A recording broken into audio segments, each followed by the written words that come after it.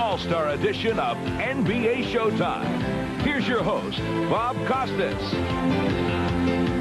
The Alamodome in San Antonio. We're about to cap a wild, almost carnival-like weekend as the East and West get together once again for the NBA All-Star Game. The West won last year in Phoenix. In effect, a home floor for them. Won by 27. Mitch Richmond was the MVP. Grant Hill, Reggie Miller, and others leading the East squad out onto the floor. And on the other side of the Alamodome, the Western Conference All-Stars should soon be making their entrance, although not quite yet.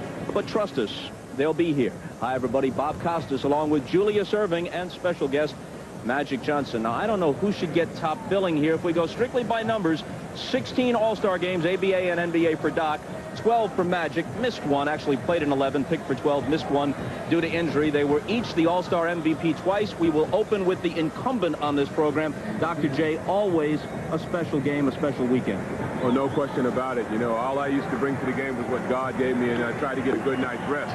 I think this game will be better than last year's game. Two reasons. One, the presence of Michael Jordan. Two, the coaches. They're both tough, defensive-minded coaches. They're not going to tolerate guys not playing defense. They'll hook a guy in a minute if he doesn't want to try and stop somebody. All right, Doc. Now, with Magic's return about a week and a half ago, a rare honor featured on the cover of Time, Newsweek, U.S. News and World Report, and Sports Illustrated, somehow missing Ladies' Home Journal and Popular Mechanics, but still a pretty good week, and it's safe to say that had you come back just a bit earlier, you'd be down there instead of up here tonight. Well, I would love to have been down there, Bob. This is a player's game. This is the game where the players can put on a show for the fans. They want to come down and show them something special, something they haven't seen during the regular season. So you're going to look for some trick plays and some dunks and just a little bit of magic. But without the Magic in attendance, at least not in uniform. Anything in particular you're looking for? Yeah, look for the East to get out and run. They want to keep the pace up where they can get Grant Hill, Scottie Pippen, Michael Jordan, and Penny Hardaway out into the fast break. They're the best open court players in the game today. Look for the West to pound it inside. They want to go to Charles Barkley, Karl Malone, Hakeem Olajuwon. So look for the East to go fast. Look for the West to go slow. Ad-lib stuff here, folks. You might have a future as a broadcaster. Like Magic, of course, Michael Jordan came out of retirement, so this is his first All-Star game in 3 years. He's with teammate Scottie Pippen. They're both with Jim Gray. All right, thank you very much, Bob. Michael, the West has won 3 of the last 4 All-Star games. Are you ready to put your stamp on this game and not turn this thing over to the young guys? Yeah, I think it's time for us to get ourselves back on track, especially the East. I mean, it's been a while since we won, and I know from what I've heard in the locker room thus far, no one wants to lose this game. Now, Michael, you have said during the season that you kind of think that it's Scottie's team, the Bulls.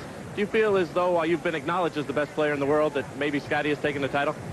I think Scottie's shown that he certainly has grown to be a great player in this game. And I think when I said that earlier, I didn't really have any reservations about saying that. I think you know, he's been the leader of this team for the last couple of years, and it was his team. And you know, I'm just coming back to try to help him as much as I can to get us back to where we were. Scottie, your thoughts on that? Are you ready to take the mantle? Those are awful nice words from Michael. Oh, they are. They're great compliments coming from one of the greatest players to play the game. And, you know, as I always said, the guys on this team now have been able to respond to me due to Michael's absence over a couple of years. But, you know, when Michael came back, I welcomed him with open arms. And, you know, I feel like that, you know, we are the sole leaders of this team. And he can say what he wants to. I need his leadership as well. Scottie, Michael, thank you. Let's leave it this way, Bob. They're the best 2 players in the world. Back to you. Okay, Jim, thanks a lot. And by the way, more from Michael Jordan at halftime in an extended interview with Dr. J. When we come back on the pregame show, we'll hear from Penny and Shaq, and we'll also take a look back at All-Star Saturday night.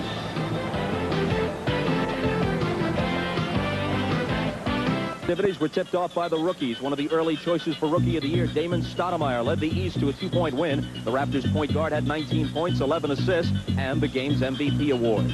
The long-distance shootout was next, and Tim Legler of the Bullets showed why he won the CBA's version of this event 2 years ago. He outshot Dennis Scott in the final round for the 3-point crown. And finally, on the 20th anniversary of the old ABA slam dunk contest, Brent Barry of the Clippers electrified the crowd with a slam that was worthy of Dr. J and Michael Jordan. Barry, the new slam dunk champ. Well, Doc, as an old ABA guy myself, how well I remember that foul line skywalk in '76 in Denver. Then a few years later, Michael Jordan equaled it, and now there are 3 with Brent Barry. No question about it. You know, contrary to reports, I gave Brent a perfect score on that dunk. Now, I look at his game, and I see a little bit of Pistol Pete. I see a little bit of Dr. J. If he could get down the Rick Barry jump shot, this kid is destined to be an all-pro. If he starts shooting the free throws underhanded, look out. The warm-ups continuing now at the Alamodome for the NBA All-Star Game. Down we go to Hannah Storm, who's with the two hometown participants. And Bob, you were talking about the old ABA days. There hasn't been an All-Star Game here since then in 1975. What kind of a whirlwind has it been for you two hosts, Sean Elliott and David Robinson? Oh, it's been crazy. I tell you what, the city is just in a buzz. We went out to the Planet Hollywood last night, 110,000 people outside, so it's been crazy. That's a lot of people, almost, well, quite a bit of the population of the city. Sean, how gratifying is it for you to be named to this team by the coaches? You haven't been an All-Star for 3 years, and to have it happen here in your hometown. Well, after going to Detroit and having that year, and I knew I had to come back and work hard just to get my reputation back to a decent level. So it feels good. It's an honor whenever the coaches are going to pick you, because those guys study you, they watch the film, so whenever they pick you, it's an honor. You guys have a terrific game today, and the only strategy listed on the West bulletin board is keys to the game. Don't double Shaq. He's standing by now with Ahmad Rashad. All right, thanks, Anna. Now, listen, last year the game was not competitive. You guys got wore out, got beat by 27 points. The West has won the last 3 out of 4, so I figured I'd do my part by instigating. Well, that was last year. This is a new team. We're better. I think we're going to win this year. All right, Shaq, you got your work cut out for you. Now, usually you play David or you play Hakeem separately. Every time you're going to get a fresh one today. I'm just going to go out and play hard. We're just going to try to win. Like Penny said, it's a new team. We got a new bunch of guys, and I think we're going to win today, too. Now, every time you have come up with a new shot, you've been coming up with new shots almost every other week. You got a new one for today? You do. I can't tell you what it is. You're going to just let us see it. And Penny, you've probably seen it. I've seen it all the time, but I can't tell you either. I just have to let them bring it out. We'll sit back and we'll watch. I'm shooting 5 threes, though. Let me shoot a 3 and send it back up to Bob. All right, we'll look forward to that. 5 threes to be attempted by Shaq. Still ahead, more from Magic Johnson and a guy who's playing pretty well of late. There he is, the Suns' Charles Barkley. We'll be back.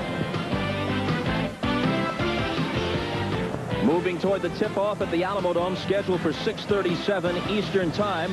For many of you, this might be the first look at Jason Kidd of the Dallas Mavericks, co-rookie of the year with Grant Hill a year ago, presently leading the NBA in triple-doubles. Great open-court player. This kind of game can be a terrific showcase for him. Right now, we go to a guy who lived a dream last year and a guy who is the dream. Clyde Drexler and Hakeem Olajuwon with Hannah.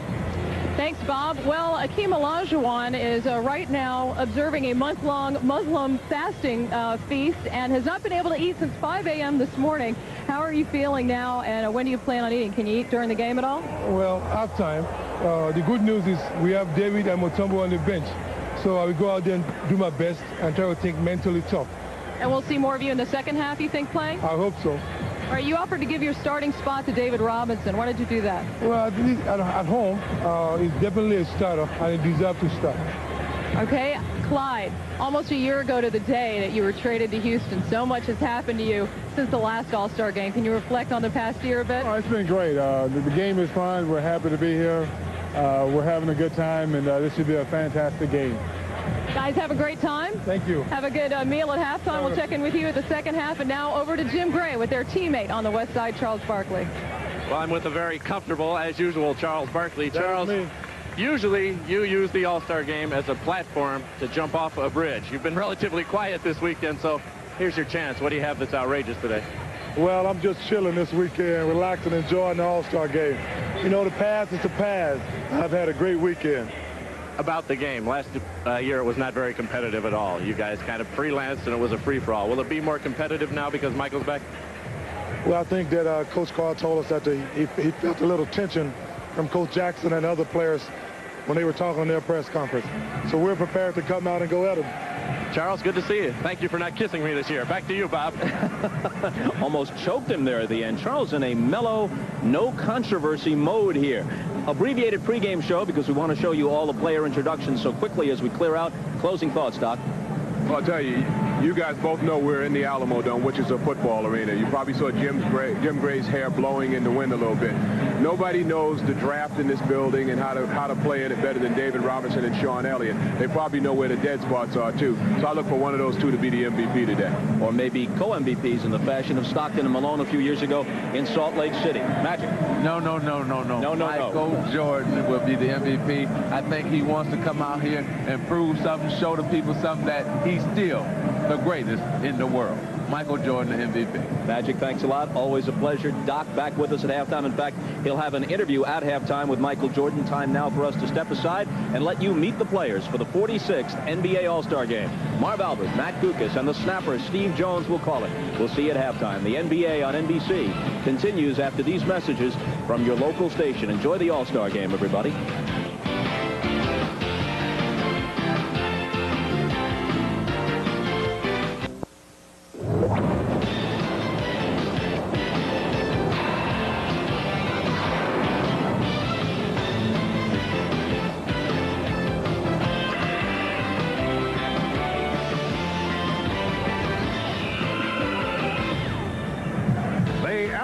City in San Antonio, Texas, the site of a whirlwind of NBA All-Star activities the past 4 days, and a capacity crowd better than 36,000 turning out of the Alamodome for this 46th annual NBA All-Star Game. We're moments away from the introduction of the players. Hi, everybody. Marv Albert, along with Matt Guokas, Steve Snapper Jones, and Matt within the glorious galaxy of stars here in San Antonio for tonight's game. Michael Jordan still the marquee figure, and you know that Michael wants to make his mark. And this is first All-Star appearance since 1993. Well, Michael just can't show up at these All-Star games. He becomes the main attraction. And look what he's done in 8 All-Star appearances.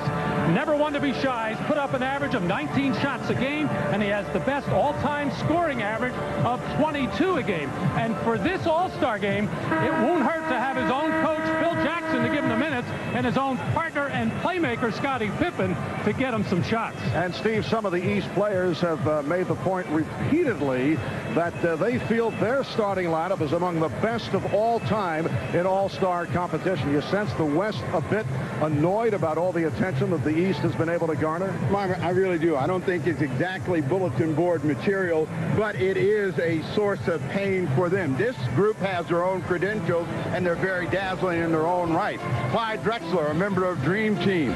Jason Kidd, his backcourt partner, co-rookie of the year a year ago. In the middle, the guy that dominated the last 2 years in the playoffs in the MVP, Hakeem Olajuwon. Charles Barkley, 1993 MVP, and John Kemp, 4-time NBA All-Star. Now, Marv, that is not exactly puppy check. We'll have Matt, I think, analyze that a little bit further on. We should point out also that the West has won 3 of the last 4 over the East. We are set now for the introduction of the lineups, and for that, we go to the public address voice here at the Alamodome, Stan Kelly.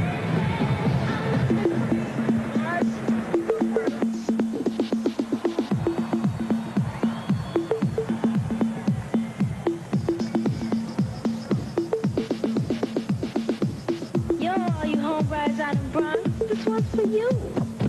Pump up the volume, pump up the volume, pump up the volume. Ladies and gentlemen, it's time to meet the 1996 NBA All-Stars.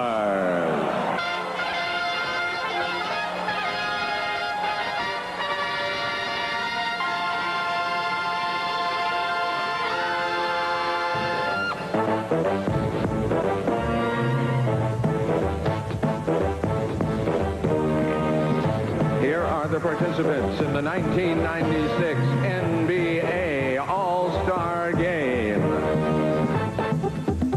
First, the Eastern Conference, led by the coaches from the Chicago Bulls, head coach Phil Jackson.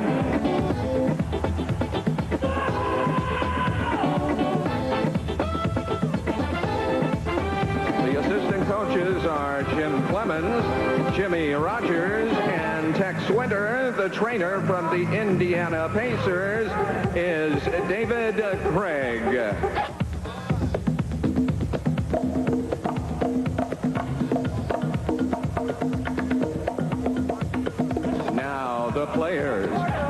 of the rare players who creates excitement from the outside, making his first All-Star appearance from the Charlotte Hornets, Glenn Rice.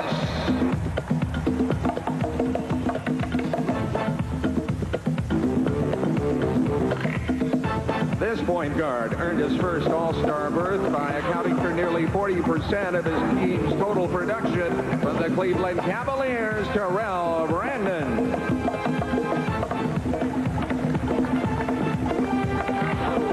In only his third NBA season, he's already a two-time All-Star, leading his team in rebounding, assists, and minutes from the Milwaukee Bucks, Vin Baker.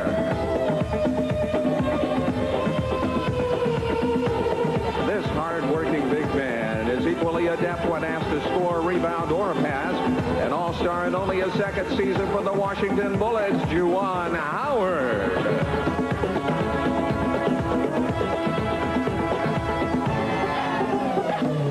He has fueled the fire in Miami, ranking in the top 10 in the NBA in scoring and block shots from the Miami Heat, Alonzo Mourning.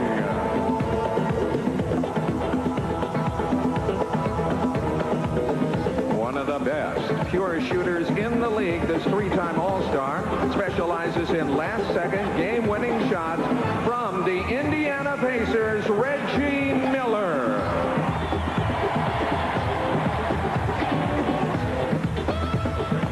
Appearing in his 10th All-Star game, the 7-foot center holds nearly every Knickerbocker record from the New York Knicks, Patrick Ewing.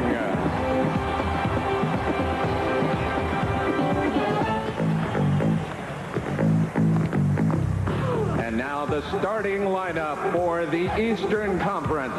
At forward, he led the Foot Locker All-Star balloting with more than 1 million votes in each of his 2 seasons in the NBA. From the Detroit Pistons, Grant Hill.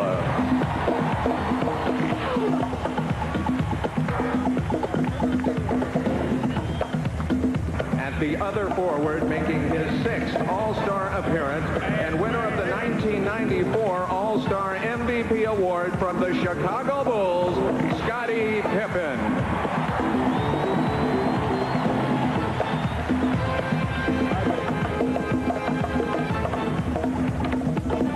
At center, a man who led San Antonio Cole High School to a 36-0 record in the Texas State Championship in 1989 from the Orlando Magic, Shaquille O'Neal.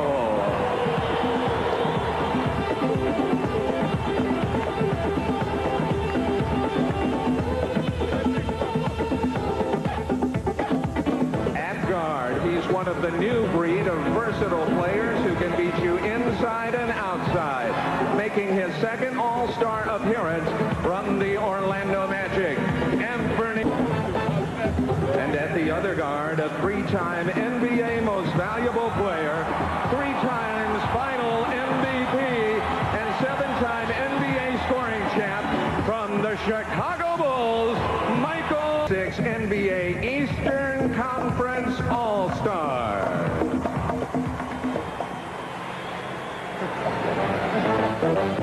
Now your Western Conference All-Star.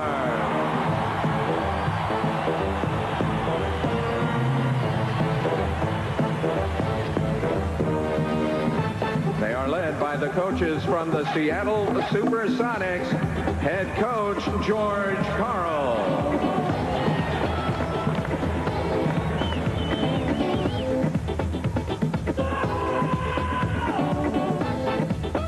The assistant coaches are Dwayne Casey, Terry Stotts, and Bob Wise. And from the San Antonio Spurs, the trainer, John Anderson.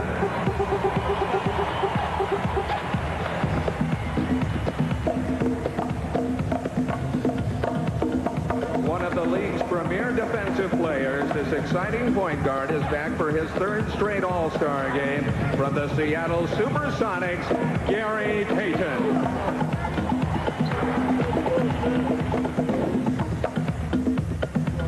This four-time All-Star scored 22 points in 23 minutes to win the Most Valuable Player Award in last year's game from the Sacramento Kings, Mitch Richmond.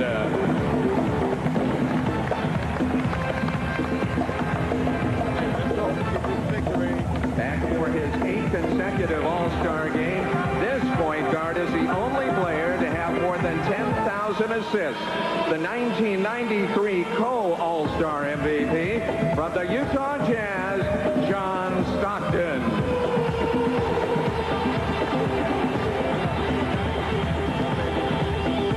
The reigning Defensive Player of the Year, this center led the NBA in block shots for the last 2 seasons, playing in his 3rd All-Star game from the Denver Nuggets, Dikembe Mutombo.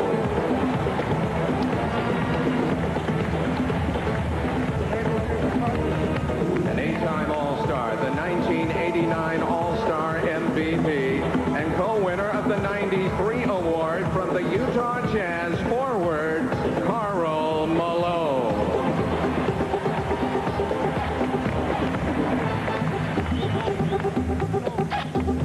This 2-time All-Star is having a career year.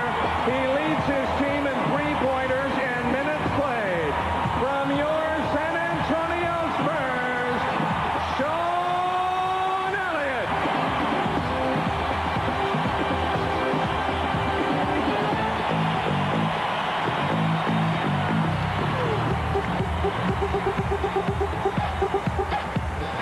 The 1995 NBA Most Valuable Player and 6-time All-Star. You know him as the Admiral from the San Antonio Spurs, David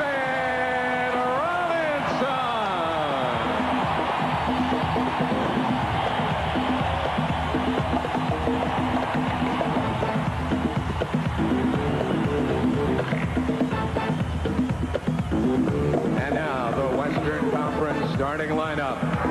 At guard, the 1995 co-Rookie of the Year and the first Dallas player to start an NBA All-Star game.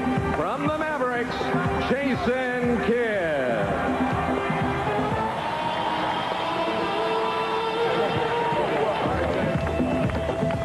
At the other guard, this 9-time All-Star won an NBA ring on his 3rd trip to the finals last season from the Houston Rockets, Clyde Drexler.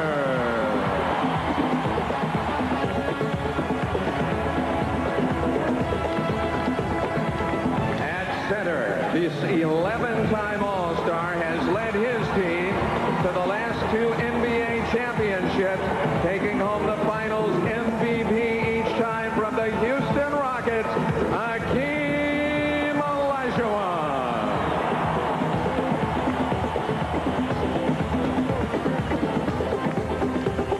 At forward, he leads his team in points, rebounds, and blocks.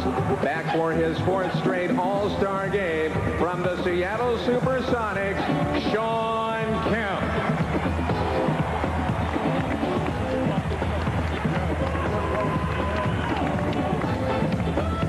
And at the other forward, he leads the West in the All-Star balloting. The 1991 All-Star Game MVP, playing in his 10th All-Star game from the Phoenix Suns, Charles Barkley.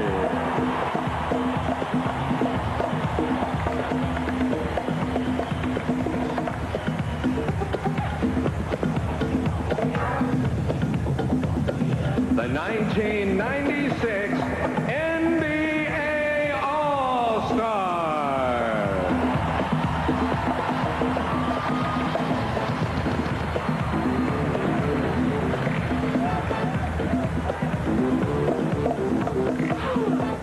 Ladies and gentlemen, please stand for the presentation of the colors by the Lackland Air Force Base Joint Services Honor Guard.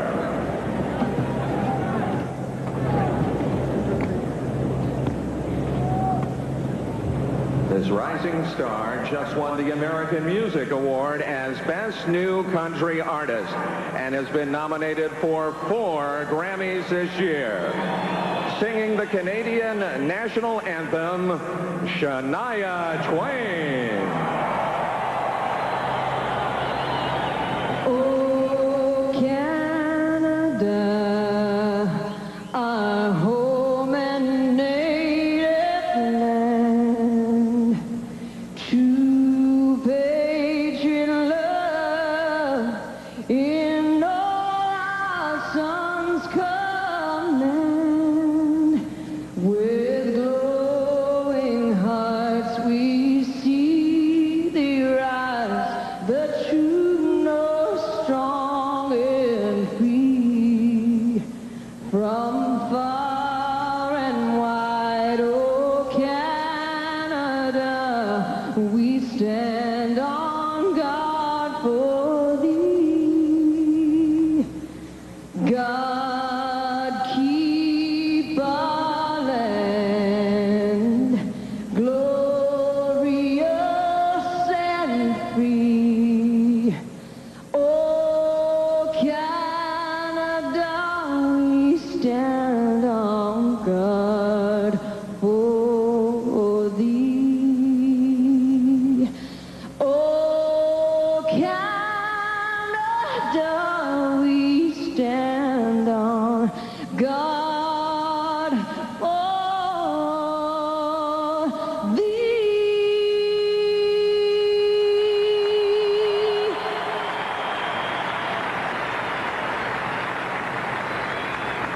And now to honor America with the singing of the national anthem, please welcome one of the stars of Tejano and country music, recently nominated for 2 Grammys, the pride of San Antonio, Emilio.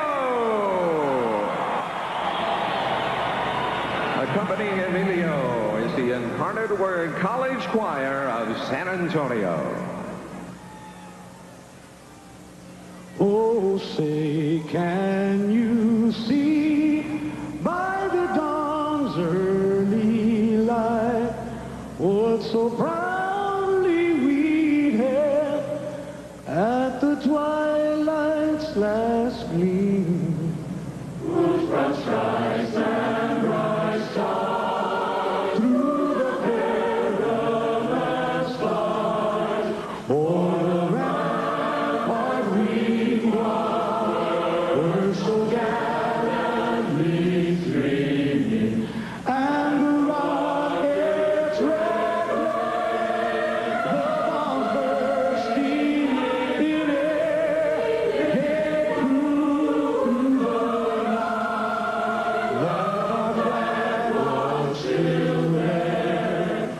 Oh, say does that star-spangled banner yet wave o'er the land of free and the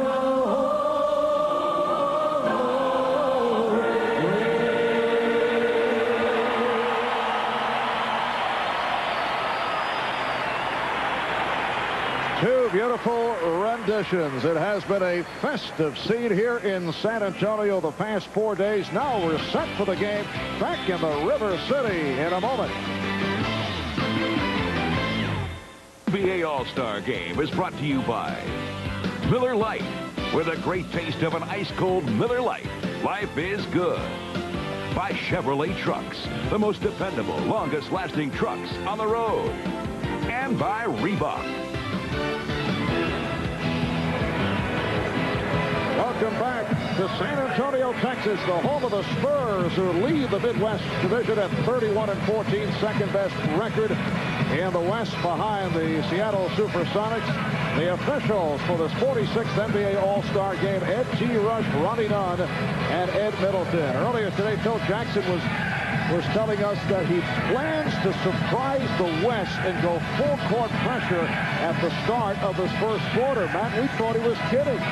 Well, that may be the first time that any coach has mentioned anything at all to do with team defense before an All-Star game, at least in recent memory. Well, the one thing it'll do, it'll produce some easy scoring opportunities for some teams, so we'll find out which one is prepared for the Phil Jackson surprise. Well, let's see if Phil does follow through Shaquille O'Neal and Hakeem Olajuwon on the opening tip. Ronnie Nunn working his first All-Star game, put it into the air, and it's controlled by Clyde Drexler of the Houston Rockets. Here's Jason Kidd, who comes off a sensational 25-assist game the other night, and Shawn Kemp from the West with a 2-0 lead. Penny Hardaway of the Orlando Magic being played by Kidd. Shaquille O'Neal, and he goes to the jump hook. Here comes Kidd for the West. He has Drexler with him. Drexler from Kidd. Well, these games are generally, the tone is set by the point guards, and right away we've seen Jason Kidd create 2 baskets for the Western squad. Scottie Pippen. Pippen on the drive. Well, we haven't seen any full court pressure here. I think Phil meant after a free throw. Yes. Oh, and again the outside attempt by Shawn Kemp. The West with a 4-2 lead. We're just underway. Here's Kidd. He has Olajuwon and Drexler. Olajuwon. And Grant Hill of the Detroit Pistons pops it down to Penny Hardaway. Puts the move on Kemp. Marv, let me ask you a question. You've been around a lot of these coaches and done a lot of all-star games. Why do they even pose that they would throw out any strategy? You know, Phil said it with a straight face to both Matt and myself, and we bought it. And then I said, no, wait a second, you're not kidding. He said, no. The game is young, Steve.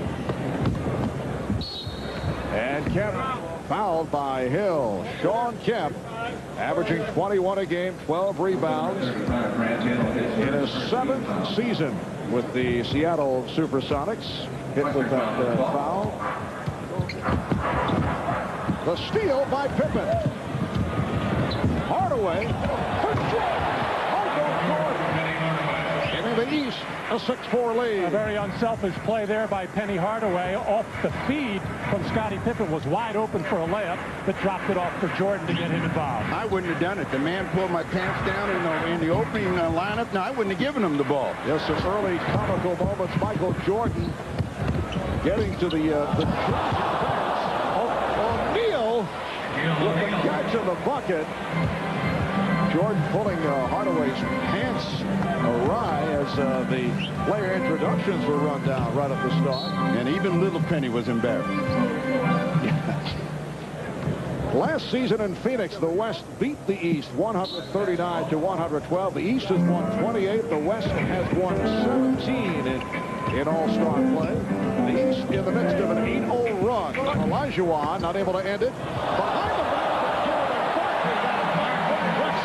Well, we're going to see plenty of spectacular passes amongst all these players. The question is, will they have enough feel for each other and enough timing to catch them? Shaquille with the ball fake. It counts, and the foul. Foul committed by Olajuwon, and Shaquille O'Neal to the line.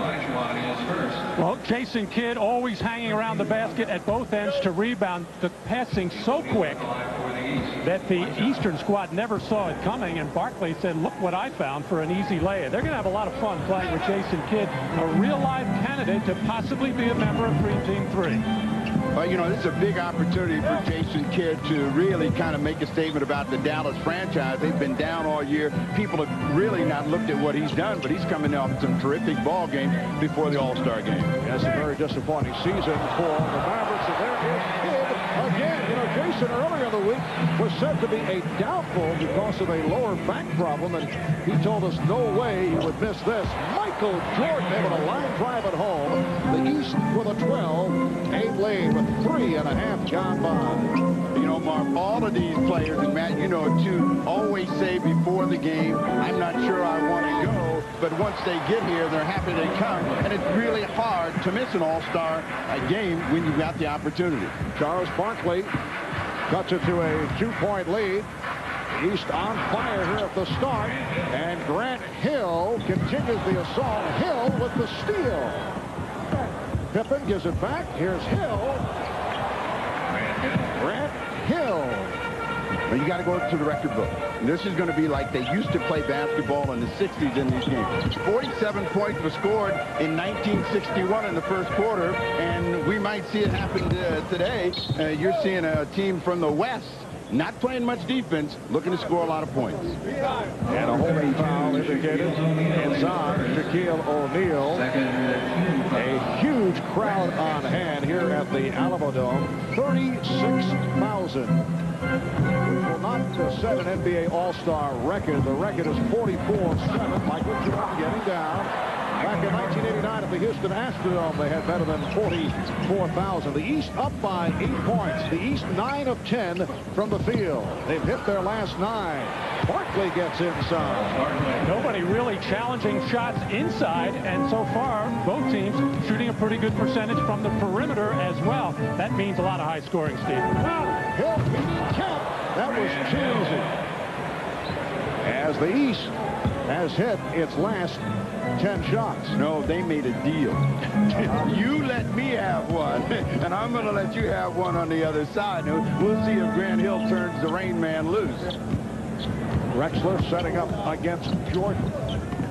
Olajuwon. And I think the game that's the hardest, and trying to get that in, is for the centers, because they don't get to put on a show. Kidd again, flipping it back. And Kidd, the recipient of the pass from Barkley. But a 3-second violation has been called. Ed Rush doing it with a smile on his face.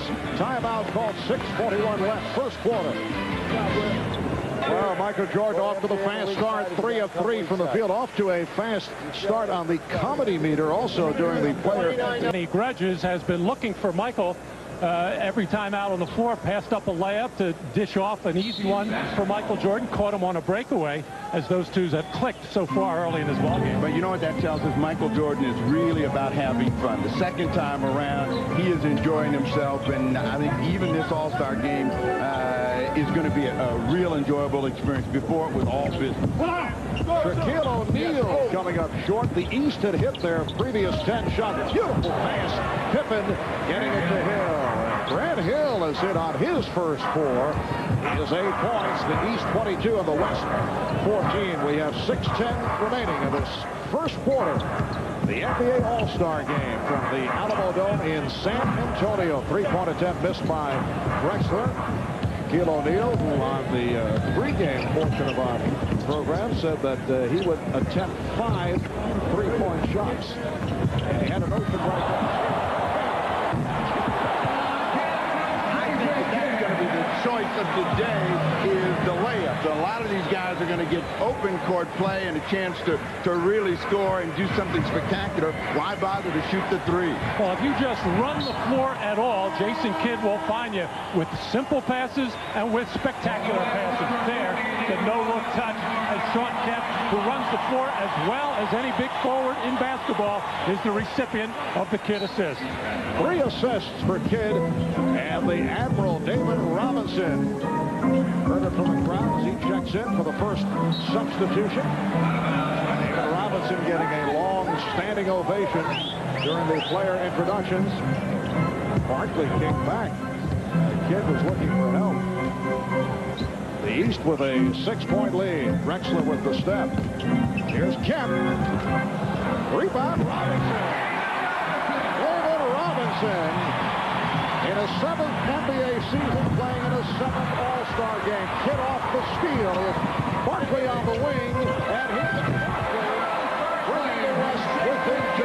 As you see Dan Aykroyd enjoying the action. Now, Matt, you've got that coach's mentality. Is it really possible to coach in a game like this?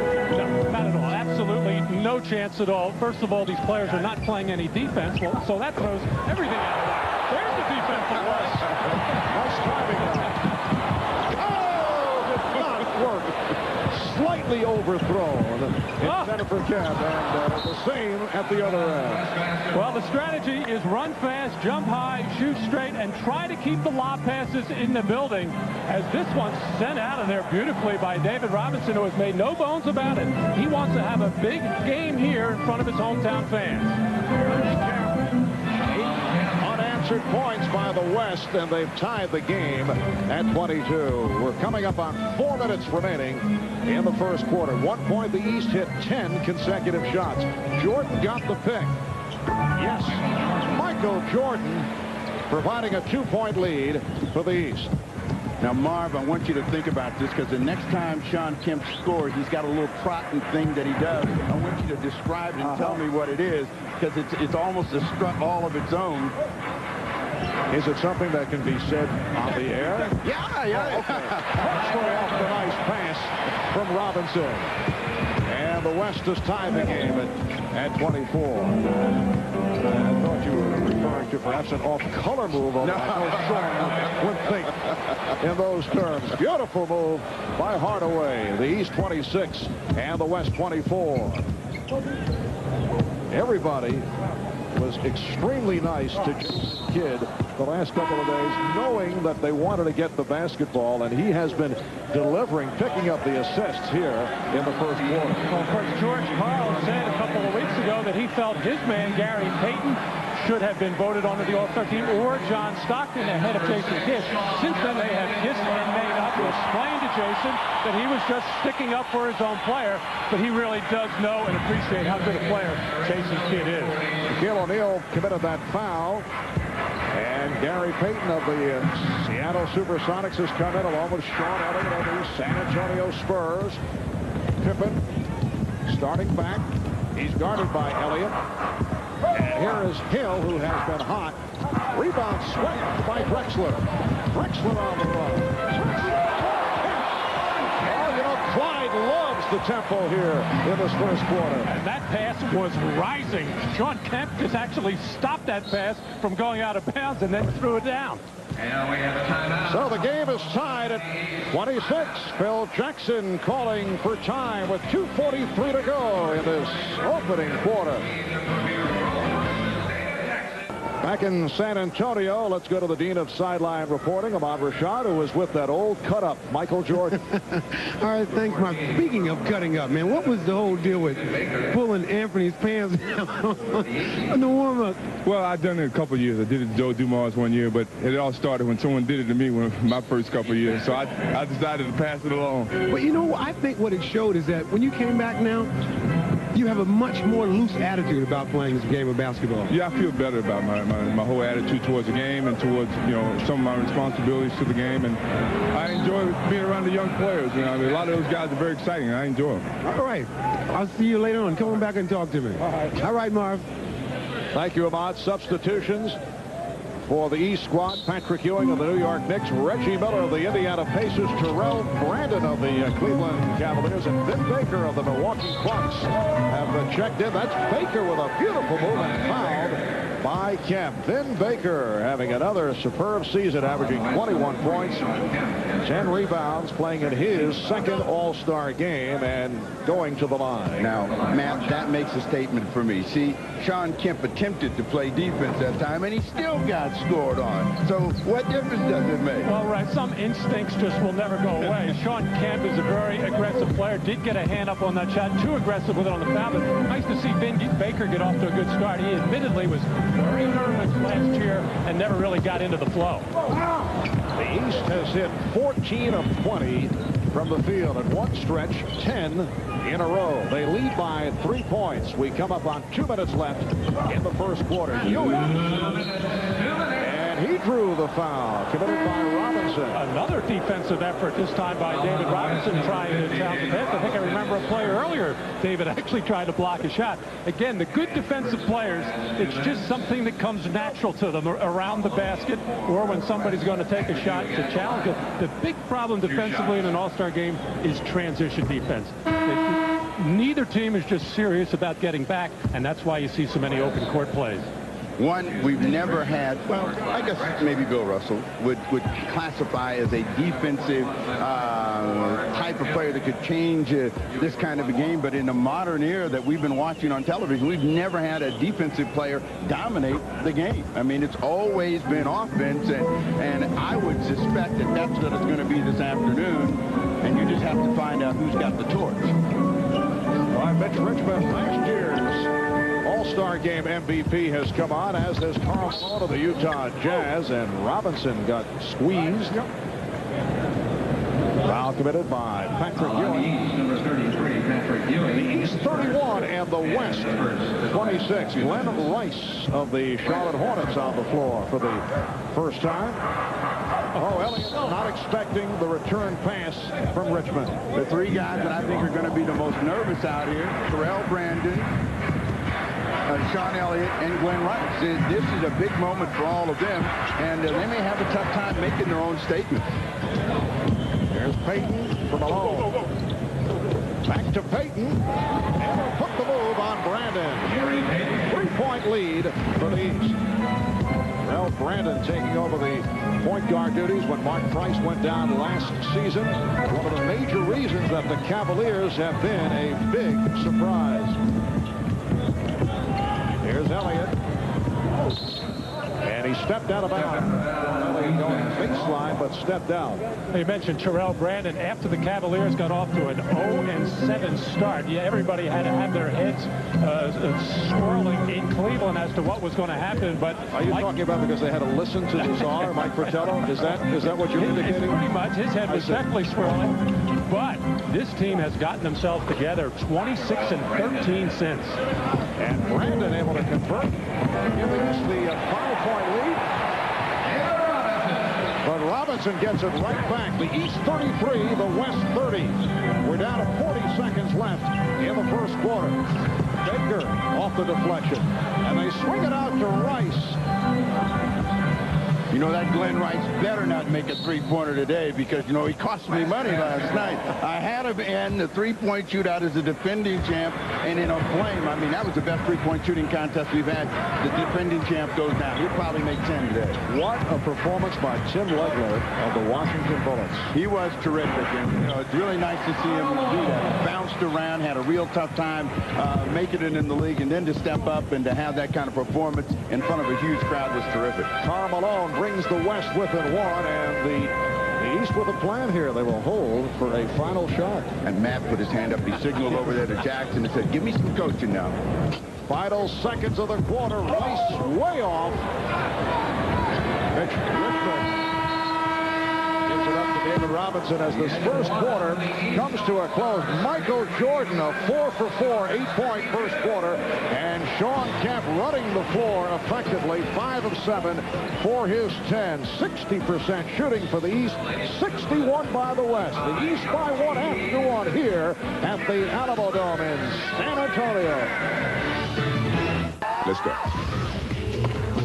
Get out and play. Give whatever you've got. You like that? Gatorade, Gatorade. Gatorade, Gatorade. You're gonna get thirsty. Gatorade, Gatorade.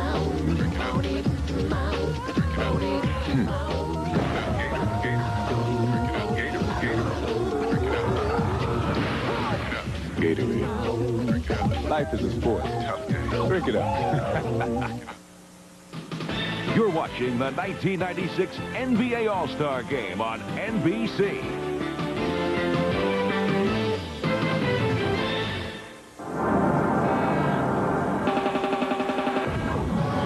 Well, the 1991 All-Star Game in Charlotte saw Charles Barkley, then of the 76ers, score 17 points, grab 22 rebounds as the East won 116-114. Charles also MVP of that game in Charlotte. Sir Charles is alongside Hannah Storm. Hannah? Thanks, Marvin. Charles and I were just noting the intensity of this game a little more than it has been in the last few years. Yeah, I think so. I think the East really wants to win the game. We are here to have fun.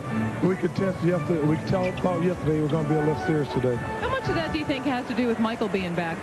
Well, I think that, you know, the East, we beat them pretty easily last year. And I think they got some criticism after the game that they didn't play hard. And Michael's a very competitive person, so that helps also. All right, Charles, get back to the bench. We'll talk to you later. All right, thank you. Hey, Marv. I note some laryngitis on the part of Charles Barkley. I think he has been enjoying the festivities here in San Antonio. Second quarter is underway. Ewing with the rebound. This is Brandon. He has Miller and Rice in the open floor, but it is broken up. And I think Charles also is liking the way he has been playing lately, ever since he came back from that toe surgery, and Danny Manning is back. Kevin Johnson was back temporarily, Cotton taking over. And what a performance he had on Tuesday night in that emotional win over Chicago. Are you going out on the limb and predicting that Phoenix is going to be a team to watch in the second half? I think they're going to be a lot better. They're going to make any noise in the playoffs. Just not enough power and strength in the middle. David Robinson making some noise with the reverse stuff. And the East lead is now one. Ewing! Patrick Ewing looking like Brent Barry in the slam dunk contest last night. He ran just about as far as Brent on that one, but they gave him a little play. Nice pass from Malone.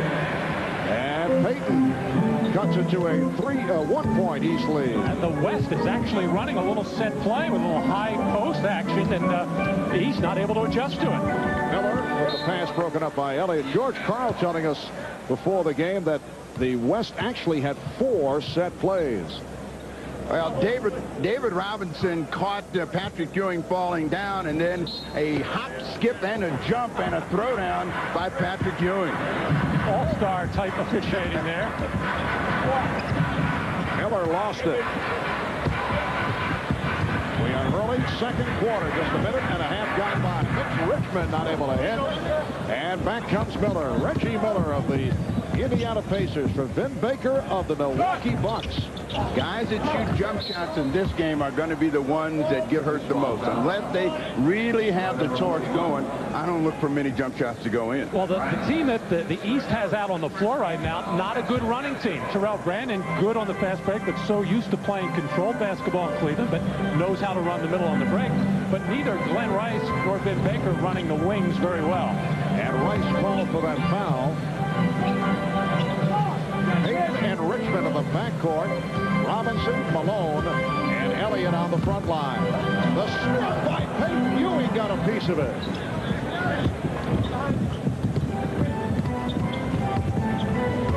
Miller being played by Richmond. Here's Brandon around. And Payton let the ball knocked away and a foul.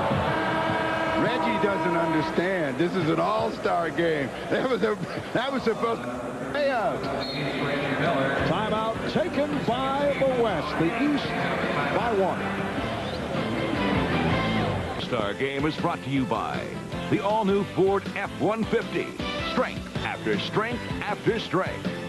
By AT&T, your true choice. And by Budweiser, official sponsor of the 1996 Olympic Summer Games. This Bud's for you. Well, as a backdrop to tonight's NBA All-Star Game, there is the issue of whether the Spurs will continue to play here at the Alamodome. Spurs management working on plans for a privately financed arena that could be built outside the city limits. The mayor of San Antonio, Bill Thornton, has made it clear that the city should not build an arena. There are a couple of problems here, guys. Playing in a dome is not exactly intimate. And the Spurs feel they need luxury suites to compete with other NBA clubs. How far outside the city limits are we talking about here? Are we talking 16 miles or all the way to New Orleans? That has been brought up. Or Nashville. Right. You know, go ahead, Steve. The scary thing about it is here is another franchise with great support from the community, but the arena game has become such a big issue that it's almost hard for them to compete sometimes in staying ahead, salaries and players. Well, the previous ownership built an arena that is also designed for football, but they were not able to attract an NFL franchise. Pass from Brandon of the foul call as Rice try to release it. They did have of all things, a Canadian Football League franchise here in San Antonio. I believe this is kind of southwestern Canada. Well, remember this. It was a used car salesman that owned the team. Yes. Now they bought a lemon or something like it because the current owner is saying the dome was a mistake. And Sean Elliott feels that if they had been playing in the old hemisphere, they might have won a championship a year ago because it was so tight and noisy in there. And one other factor, earlier this year, David Robinson signed a long-term extension, a huge one, but modest by what we're going to see in the future, maybe around $11 million a year. But the reason he signed it was he was assured that the Spurs franchise would stay right here in San Antonio. The East, he didn't get it in writing. The East with a 1-point lead with 3 minutes gone by in the second quarter. Marv Albert, Dugas, Steve, Snapper Jones. John Elliott not able to hit. Kept alive by Gary Payton. Trying to put it between the legs, but Terrell Brandon there has a 3-on-1. Reggie Miller with the finisher. And the East with a 3-point advantage. Payton putting moves on Brandon and drew the foul. Well, sometimes you dance too much, and Terrell Brandon caught Gary Payton off step and made it an easy score for Reggie Miller. For the West, Gary Payton at the line. 2 shots. And Gary Payton in his 6th year out of Oregon State. On the line, Payton leading the NBA in steals. He's averaging just under 3 per game. And until that ill-advised pass by Gary, he was so basic and sound, just making the normal pass that was there, making the good point guard play, just got a little bit out of control and paid for it. The East by 1. They've led by as many as 8. Brandon, surprise Rice with the pass. And rebounded by Juwan Howard, who checked in just a moment ago. Payton again puts it between the legs.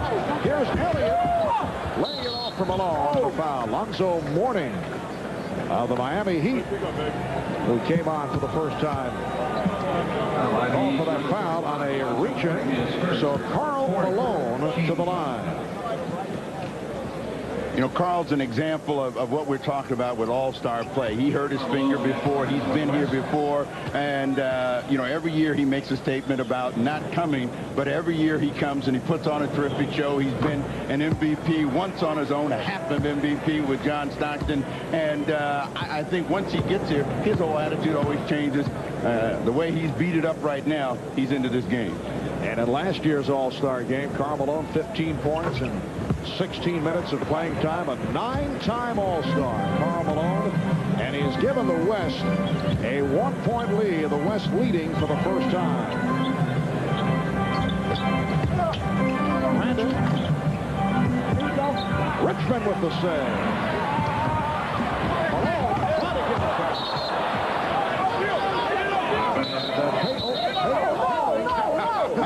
It was touched last by the East. George Karl refusing to give up the basketball. And he has very strong hands. They'll never get it out of there.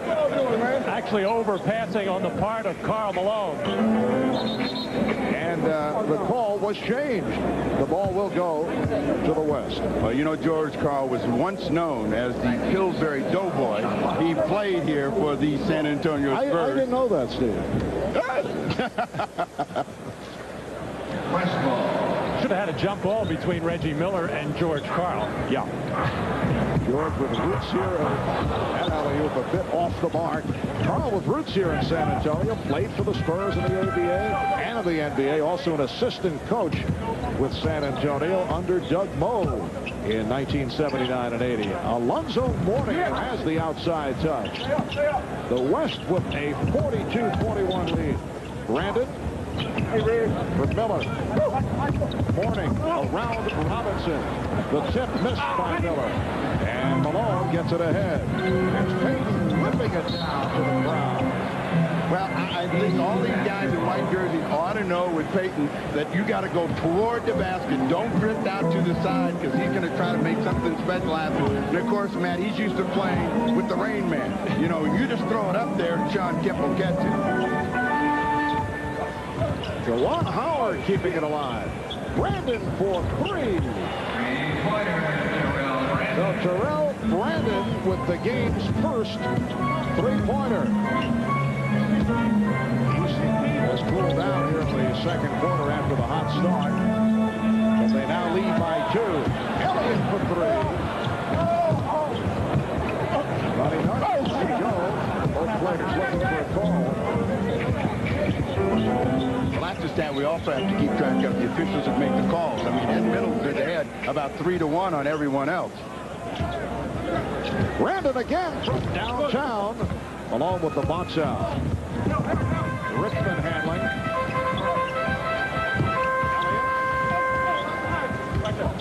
Guarded by Juwan Howard, who has had an outstanding second NBA season with the Washington Bullets. Malone tried the fadeaway.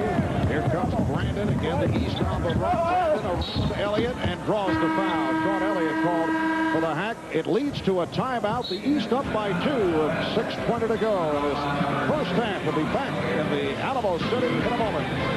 It was always a dream of mine to play in the Olympics.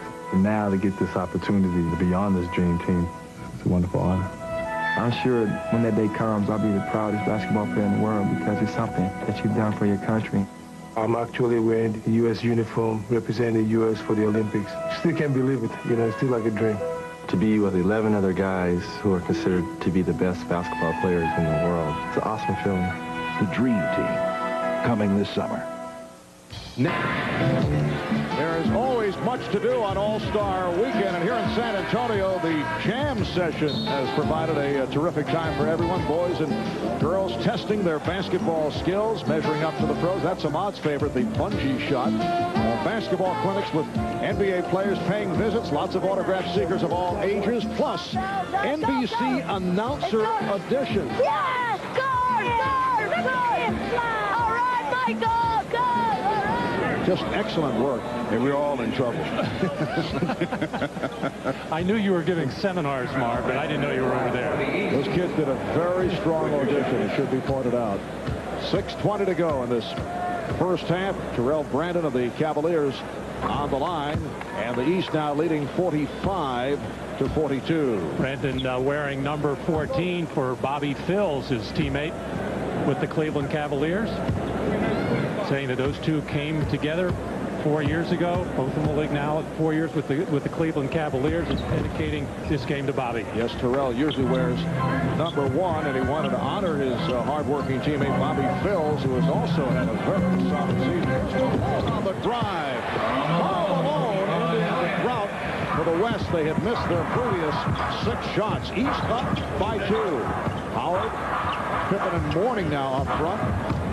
Pippen is back along with Hardaway. Great fake by Scottie Pippen. Scottie Pippen, most valuable player of the All-Star game 2 years ago in Minneapolis. Here's the steal by Pippen. It's a 4-on-2. Brandon. Well, Terrell Brandon able to finish it off after 4 players touched the ball. Well, he better make a case for open court basketball with Coach Fratello, because he's really very good here, and he's making some sensational plays, and maybe we'll see things speeded up. Guess what? It's not going to happen. Too much success playing the other way. Control the ball. Don't turn it over. Give yourself a chance to win at the end. They have mastered it. Sean Elliott with his first field goal. The East by 4. Here is Pippen. Yes. The East leading 52-46. 5 minutes left in this first half. John Stockton of the Jazz getting set to come on for the first time. Elliott coming up short on the 3-point attempt. Hardaway had it broken up. Good play by Payton. Payton and Richmond of the guards. Elliott up front with Malone, and now Dikembe Mutombo of the Denver Nuggets. Another good attempt by Payton looking for the steal, and now Gary will sit down. Here's John Stockton, the NBA's all-time assist leader in his 12th NBA season out of Gonzaga. You think prime time is watching this game? Because Gary Payton is going to show him how to defend out there. He has really been in the passing lane and done a real good job of keeping some defensive saves for Howard on the offensive rebound. 6-point lead for the East. Richmond. Some sweet, nothing's whispered into his ear by Mourning as he got the step on Alonzo. Well, his last couple of jump shots were way off, so Mitch Richmond, the consummate scorer, figures if I can't make him from the outside, I'm going to put my head down and attack that rim. And Michael Jordan is back on the floor. He hit on 4 of 4 in the early going. He has 8 points. Mourning. And it is called offensive foul. He can't believe it. Alonzo pushing off. You know what he's saying to Ronnie Nunn, the officials? This is an all-star game, isn't it? When was the last time you saw that call made? Against Dikembe, of all people, who had both hands on Alonzo Mourning to begin with. Dikembe likes to use those hands, forearms, elbows, and does it very well. Former teammates at Georgetown. Stockton had it blocked. And Jordan with Mourning getting down court. Alonzo Mourning. And that is his first field goal. Back comes Malone, and he's pushed by Jordan. And Michael did everything he could to try to avoid it. Said Eddie rushed the officials, and I tried to miss him. I tried not to touch him. But Michael fell asleep after he made that pass. His first responsibility was to get back on defensively, but didn't do it. And the East squad has had problems with the big forwards of the West. Karl Malone, Charles Barkley, Kemp, much as they did last year with the smaller forwards starting out the game, Pippen and Grant Hill. Talking to Phil Jackson before the game about it, he said, I'm not really worried about the big forwards. I think we've got an edge with quickness. You talked about guys that can get up and down the floor, and those three guys all excel in open court play, and that gives the West an advantage. But the last shot by Malone showed you why he's so good at getting to the free throw line. He actually took himself into Jordan to make sure that the official called the whistle for him. Well, we saw a double up. Here's Richmond trying to help out on Jordan. Hardaway for three. The chip missed by Pippen. And Stockton running the floor. A bit too strong. And how often do you see that? Stockton misfiring with Malone. It's like they're not used to playing with one another. They've only done that about 15,000 times, only connected on the play. And a timeout called by the East coach, Phil Jackson. The East leading by 5 points with 3:09 left in the half. And coming up on the Prudential Halftime Report, we'll bring the Julius Erving's conversation with Michael Jordan. Michael talks about his love for the game, some of the reasons for his return, and he talks about his legacy as well. We'll also be joined by Magic Johnson with his thoughts on the first half of tonight's All-Star game, which the East leads by 5. As we return courtside to Marv, Matt, and the snapper, Marvelous. All right, Bob. And we're coming up on 3 minutes remaining in this first half. Grant Hill is back on the floor, as is Shaquille O'Neal. Hardaway posting up. And a foul is called. Well, there is a definite mismatch out there for whoever John Stockton is going to guard. The last possession before the timeout, he was watching Michael Jordan that went right into the post, and a whistle stoppage, and now right into Hardaway with John Stockton, who just gives up way too much height. And a foul called on Stockton again. A mismatch. Hardaway going at Stockton, who went down and committed the foul. Marv, we have to notice that watching is the word that he used for defensive coverage there. That's a hockey term, you know. Karl Malone departs. Sean Kemp is back. Kemp with 10 points, got off to the fast start. Well, players of all sizes have trouble watching Penny Hardaway deep in the post. Wow. And Hardaway sweeping in, and he was pushed from behind. Richmond tried to help out, and he picked up the personal.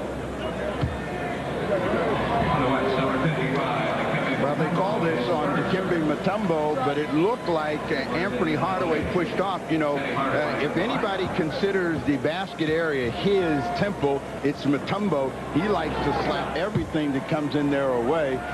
I'll be interested to see how he tries to find Hardaway the next time he's going for a layup. Well, we have a moment here on behalf of all of us. We would like to wish a speedy recovery to the president of NBC Sports, Dick Ebersol. Dick, as always, watching us.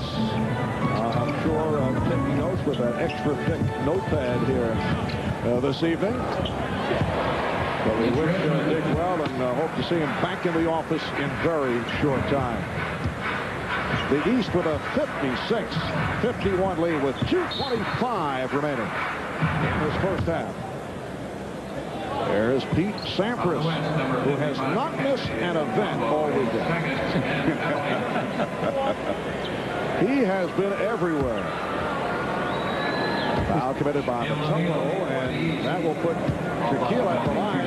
His free throw shooting is down to 46%. Now, Matt, you see him on a regular basis. 53% last year, which people were certainly wondering about, but now he's at 46. How do you explain this? Well, it's gone down every year, and once again, trying something new, and it's very difficult to do it in the middle of the season. And when you're up there thinking about changes, it's just too difficult. And right now, Shaq is just shooting them on a line drive, way too flat. All right, now you played with one of the worst free throwers of all time in Wilt Chamberlain, and you knew all of the things that they told him. How can a guy get any help with a free throw? Well, you got to do it in the off-season. Tumbo finishes off in there. You can't do it in the middle of the season. You have to put the time in correcting your mechanics in the off-season, and then put the repetitions there. And then once basketball starts, you got to forget about it and go with what you've got. Are you saying Shaquille is not working on his free throw shooting in the offseason? I think he is to a degree, but then comes the time that training camp starts, it's another change and another thought process. You got to find something and stay with it. 4-point lead for the East. Hardaway off the steal, chased by Kidd, who just checked back in. Hardaway spinning his way and hitting. The reverse by Penny Hardaway. It extends to a 6-point East lead with 1:35 left, first half.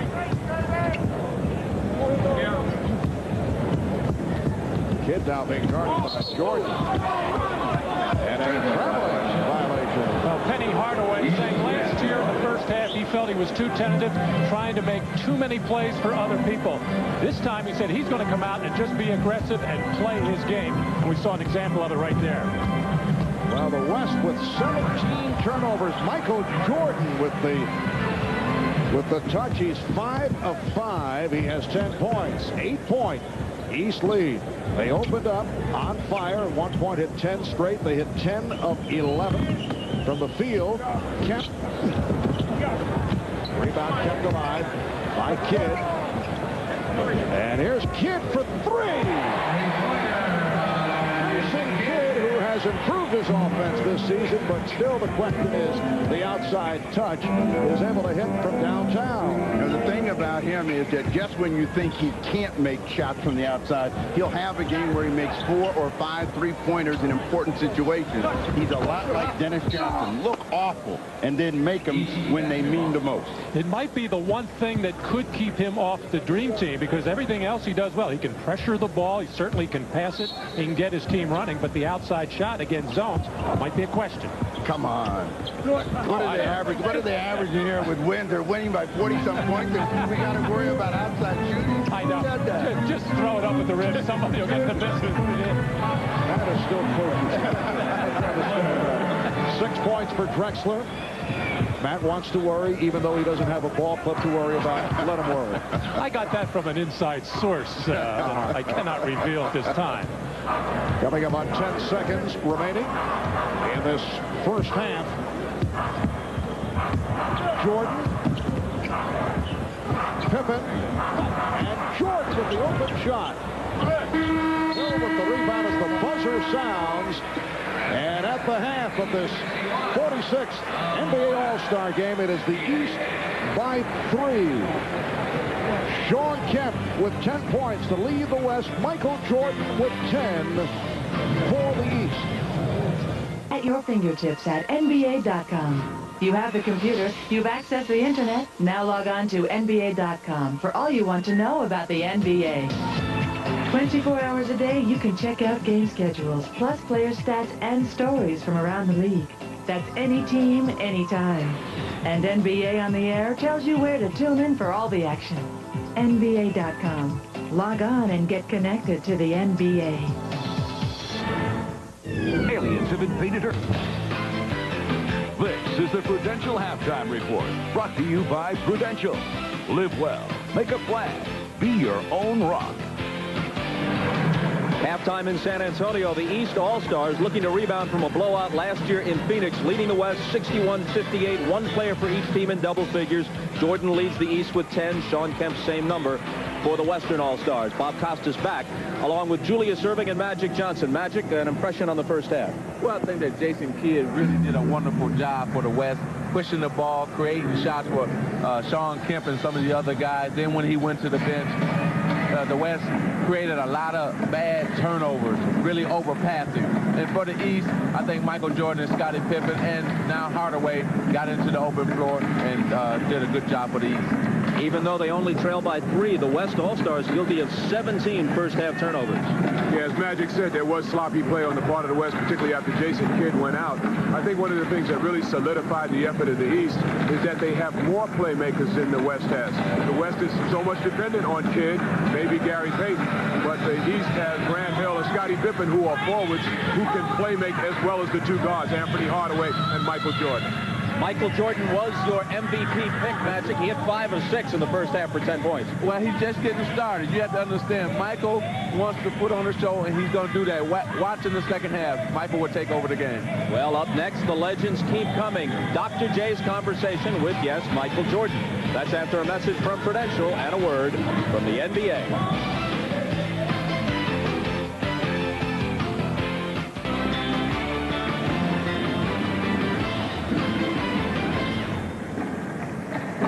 Halftime at the Alamodome, and the crowd enjoying a little entertainment courtesy of 22-year-old Savion Glover, who most recently appeared on Broadway with Gregory Hines in Jelly's Last Jam.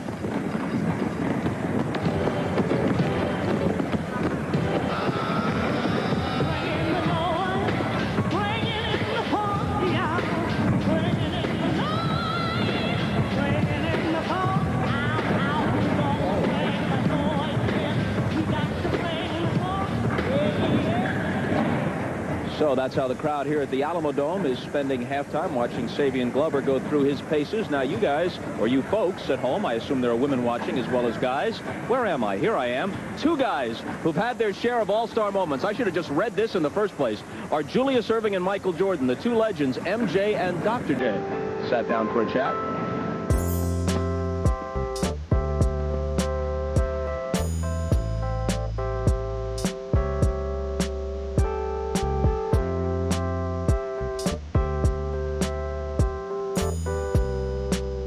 While you were out, did you look at your place in basketball this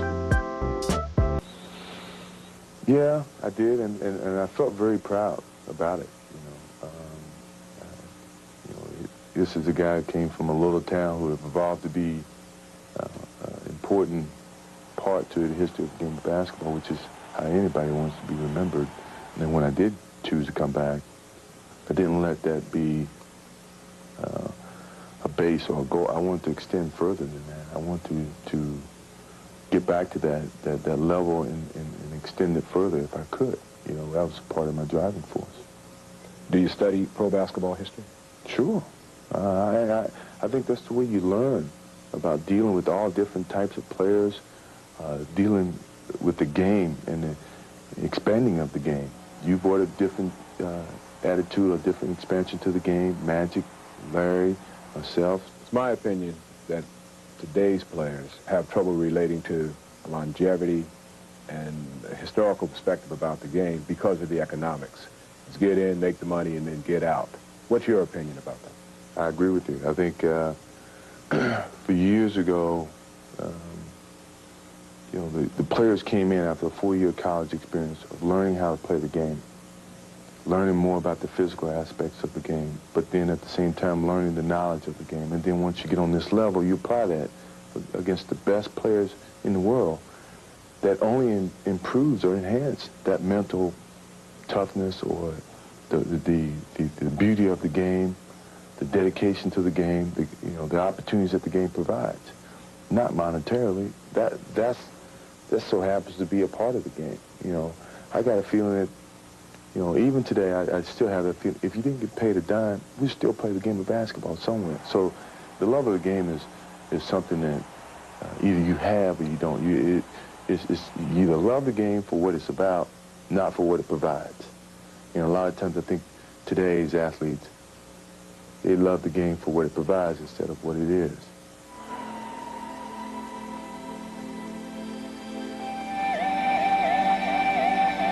Have you returned to the game that you love with an enlightened view about how things work?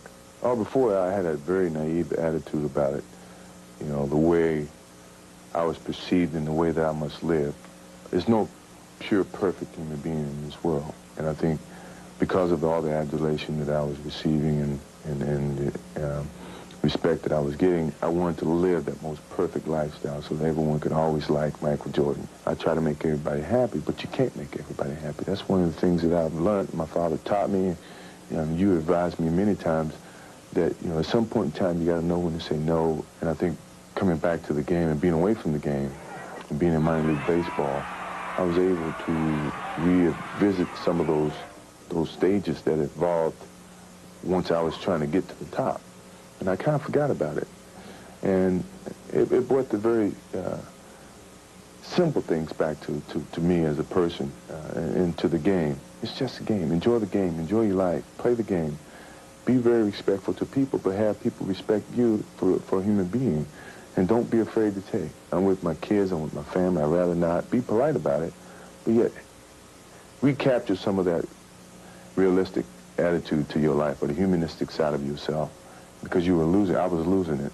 And I was getting so wrapped up into it that I wasn't happy with what I was trying to do and what I enjoyed the most, which is playing the game of basketball.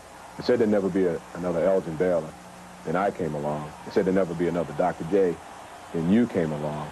Who have you been sizing up for the torch passing?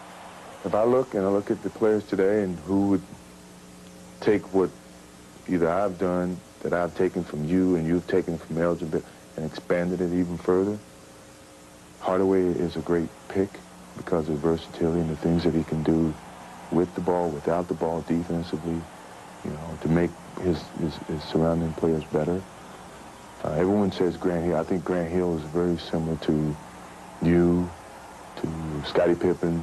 You see the passing of the torch to the next generation, but I ain't ready to give him that yet.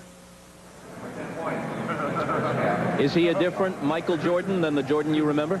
Yeah, he sounds like he's calmer and gentler, but everybody knows that fire still burns within. And Michael, at age 32, has had some physical deterioration in his game, but he more than compensates for that, you know, with his spiritual and intellectual and emotional growth that he's come back with.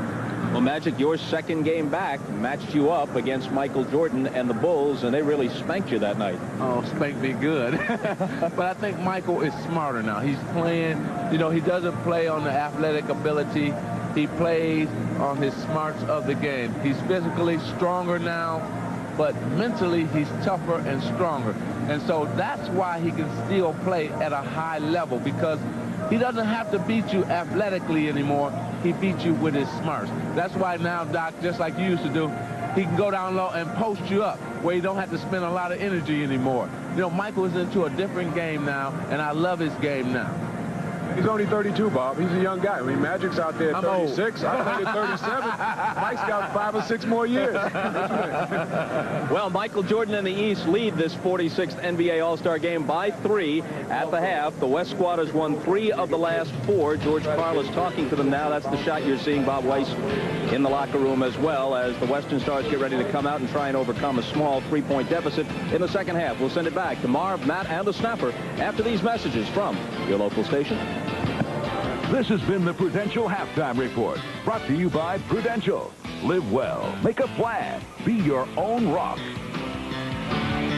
Mr. Tom Jones.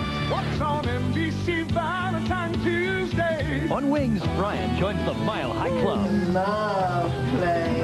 Come on Third Rock, an alien gets jealous and plots revenge. Yes! Ow! And look, it's Diane, back with Frazier for a joyous romantic reunion. She's got a surprise you won't believe. Yes! On Laura Kent, a night court reunion with Harry Anderson. That's on NBC Valentine's Tuesday. What's better than our evening newscast here on WAFF?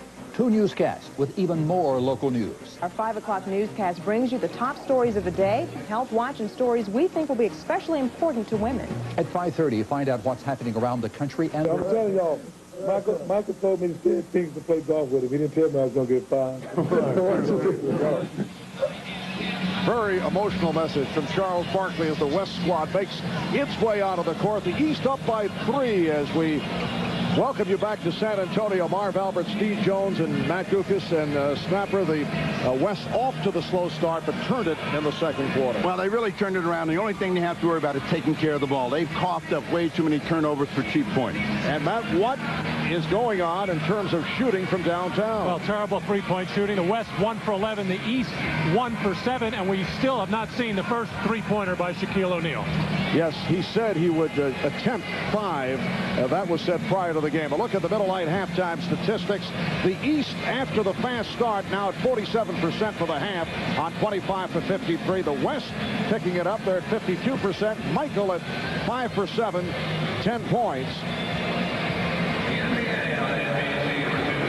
And in the assist column, the West led by Jason Kidd with 17 assists. The East with 12. Kidd has set the tempo in his 11 minutes. 5 points, 5 assists, 4 rebounds. A superb first half for Kidd. We'll be right back. 36,000 at the Alamodome, San Antonio, as we get set for the start of play in the second half of this 46th annual NBA All-Star Game. The East with a 61-58 lead on the West. And both clubs are back to the starting lineups. Grant Hill, Scottie Pippen, Shaquille O'Neal up front, Michael Jordan, Penny Hardaway at the guard. Michael Jordan with 12 points. And the East now leading by 5. Setting the West, Jason Kidd of the Dallas Mavericks in the backcourt, along with Clyde Drexler of the Houston Rockets, Hakeem Olajuwon of the Rockets, Charles Barkley of the Suns, Sean Kemp of the Sonics. Hardaway off the steal. Here's Hill. And a terrific defensive play by Penny Hardaway, who with Grant Hill, and they were teammates on the college group that played against and scrimmaged against Dream Team 1, so they didn't know each other well. They just switched on the pick and roll, and Hardaway took it away from the bigger Kemp. Well, we didn't get to hear from the coaches, but I want to ask you something. Here you got one of these all-star games. You got people that have played pretty good. How do you get that energy level back up, Matt? Well, if you're the West, you get Jason Kidd back out on the floor and let him push the ball up the floor as much as possible. And if you're the East, you put the ball in that man's hands, Michael Jordan, to make something happen. Oh, Kidd on the break, slipping it to Barkley. Trying to get it back. One pass too many. And Hardaway moving on. Kemp, nice lead. And the East up 67-60 with a minute and a half gone by in the third quarter. You can tell Mark Barkley does not want to be MVP. He would never turn down a jump shot like that. Very unselfish on the part of Charles, who's hit 4 of 5. Drexler with a rare three-pointer. And for the West, that is only their second from downtown. They're 2 of 12 from three-point range. Shaquille O'Neal, 7 points for Shaq. The East with the 69-63 lead. And Olajuwon making the turn was blocked by O'Neal. Well, Charles Barkley is definitely not himself. We heard him seemingly suffering from laryngitis. That may have been out on the golf course in Las Vegas or Phoenix, probably yelling 4 a lot. Yes. Olajuwon. Is this prepared material you're coming in with now, Matt? Wait, you mean you doubt the 81 that he gave the last time we heard him say anything about golf? And another opportunity, yes, and it counts.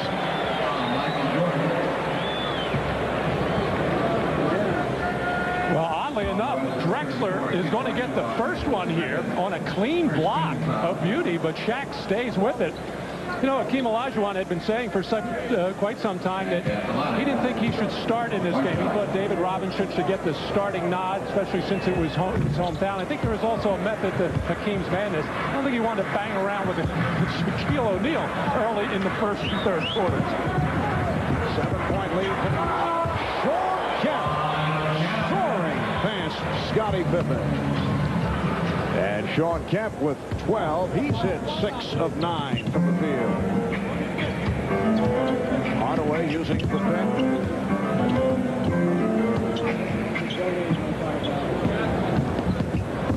There's the dance. Oh. There's the dance right there. And he'll take it. That is not usually part of Shaquille's repertoire. And the East now lead 74-67. 3 minutes gone by in the third. Olajuwon facing the double team. Here is Kemp for 3.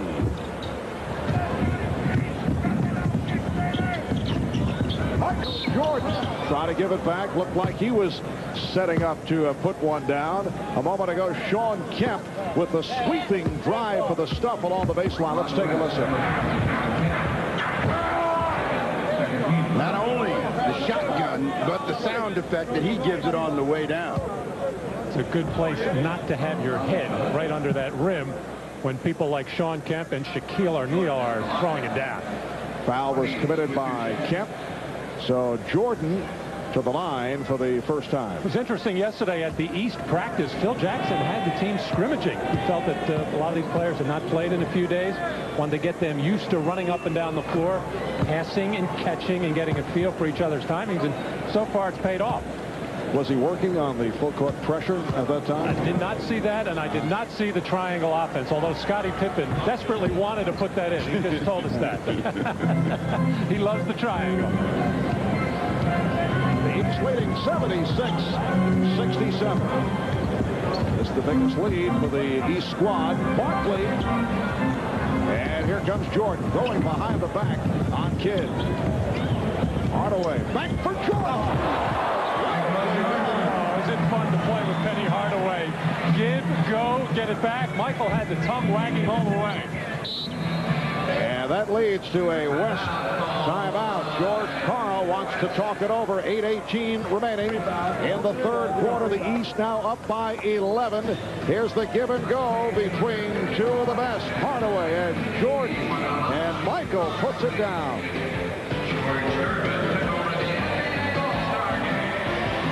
All-Star Game is brought to you by New Miller Beer.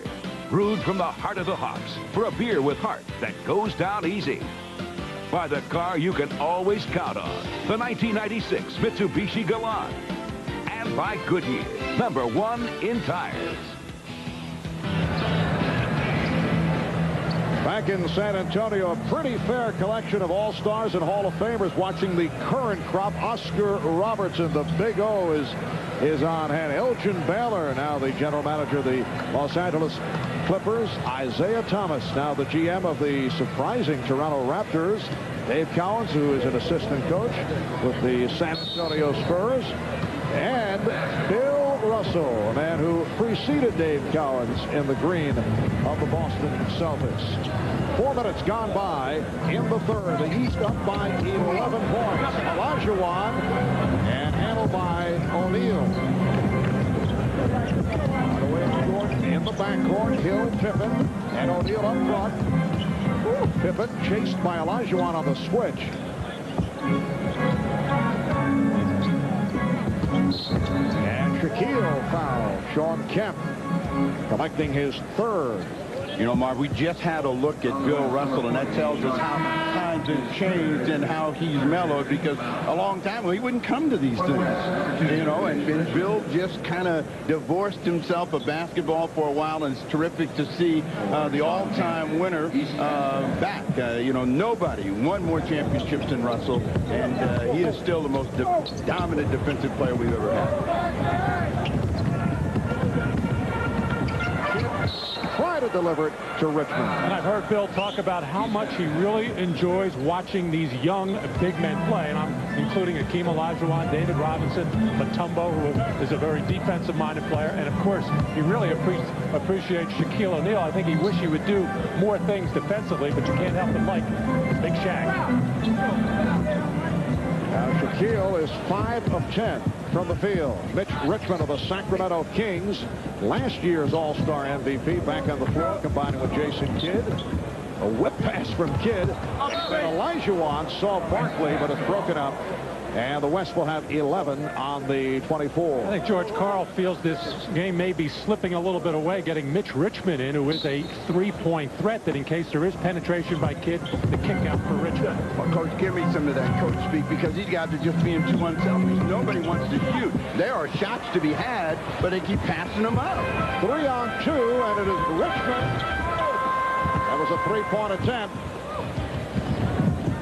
The West 2 of 14 downtown. Shaquille O'Neal with 14 points, in the East has opened up a 13-point vault. Drexler stripped by Hill, and Hill knocked it away. Well, this time Shaq had the opportunity to pull up behind that line and launch his first of 5 threes that he promised, but he's all business right now. He saw the opening, took the pass, and charged it right to the rim. But remember, he also promised some new moves, so he has shown us that he's got guard-like tendencies, and he wants to drive that ball. But one thing that the guys in the green uniforms are doing, they're shooting the ball. When they get chances to shoot it, they're going to shoot it. They're not going to overpass. Is that green or aqua?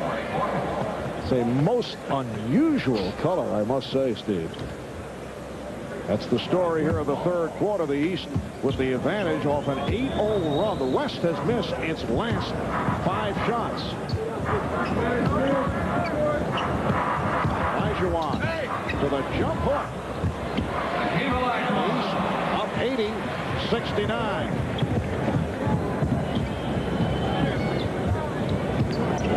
West has won 3 of the last 4. That was too easy on the penetration for Grant Hill. That's the signature move of Grant Hill, that crossover from the right elbow. Nice move by Jason Kidd, getting all the way to the rim. But Grant Hill has that explosive move from high out on that right elbow area. A lot of times he'll pass up that open jump shot because he knows he can get all the way to the basket. Well, you also got to remember he's being guarded by Charles Barkley. And as you said, if his voice is hoarse, it's from too much golf, and certainly not a thought about guarding Grant Hill. Grant Hill, incidentally, bothered recently by an injured wrist. The Pistons were very concerned, but it turns out that it was only tissue damage. He missed 1 game. And the Pistons say it might go back to an old college injury at Duke. That was intended for Hill on the alley-oop. Here comes Payton keeping the dribble alive. Richmond. Rebound Jordan. It is a 3-on-1 developing. Hill for O'Neal. And he's fouled by Barkley, not allowing the shot. Now David Robinson will check back in, replacing Hakeem Olajuwon. As George Karl continues to search for some kind of combination, the thought was good as far as bringing Mitch Richmond in, who's a guy that you just normally pencil in 22, 23 points a game. He just can't get a shot to fall.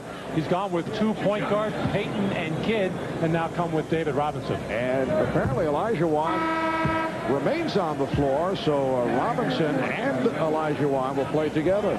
All right, here's that coaching thing that George Karl likes to do. I got a lot of bigs. I got a lot of smalls. Let's see what they're going to do and see how they're going to adjust. And immediately, another coaching move. Ben Baker comes in the game, so we got size. 84-71. The East with the lead. 5 minutes left in the third quarter. Robinson, Olajuwon, and an illegal defense call for the first time. Wow. I can't remember ever in all the All-Star games I've seen in the last, whatever, 5-10 years, ever since the illegal defensive guidelines came in, ever seen one called as an All-Star game. The second violation would mean a technical foul award. Here's Payton on the spin, giving it up to Olajuwon. And Kidd for 3. O'Neal with the rebound. Shaquille with a big third quarter, 11 of the 16 in the third. Michael Jordan switching hands in midair, drawing the foul. And he'll go to the line. Robinson committing the personal, his second. Well, when Jordan has that tongue out, there's only one thing you know. He's headed toward the basket. He's still got some pretty good lift because he had to get control of the ball in order to get it up to the basket to draw the foul. Well, Michael leading the league in scoring at just over 30 points a game, and has done it most of the time this year with perimeter shooting and a lot of post-ups that he has. He's developed a fadeaway jump shot and only going to the basket when needed, coming down the stretch of ball games. Michael coming off a 40-point, 11-rebound game at Golden State on Wednesday night for the 42-5 Chicago Bulls. The East by 15. Payton played by Rice, who just checked in. Here is Richmond. Mitch Richmond not able to find the ring. Jordan with 20 points. Able to finish off the break. Here's Robinson, could not convert. Olajuwon. And handled by Baker. Well, and nothing looks good leaving the Western Conference hands on any kind of shot right now. The East just playing with a great deal of confidence. Now this is on Payton. This is an explosive Jordan, though. Still going for that slam dunk. I mean, that head was right around the cylinder. And the East has outscored the West 27-13 here in the third as Michael Jordan sits down. 8 of 11 from the field for Jordan. 4 of 4 from the line for 20 points. The West, as you mentioned, nothing looks good coming off their hands. The West has missed its last 8 shot attempts. And they are now down by 18 points. And whatever chart George Karl had as far as minutes going in this third quarter and early fourth quarter has had to be thrown out the window right now as he just keeps looking for something to click at the offensive end, and nothing has happened so far in this second half. John Stockton is back, as is Sean Elliott.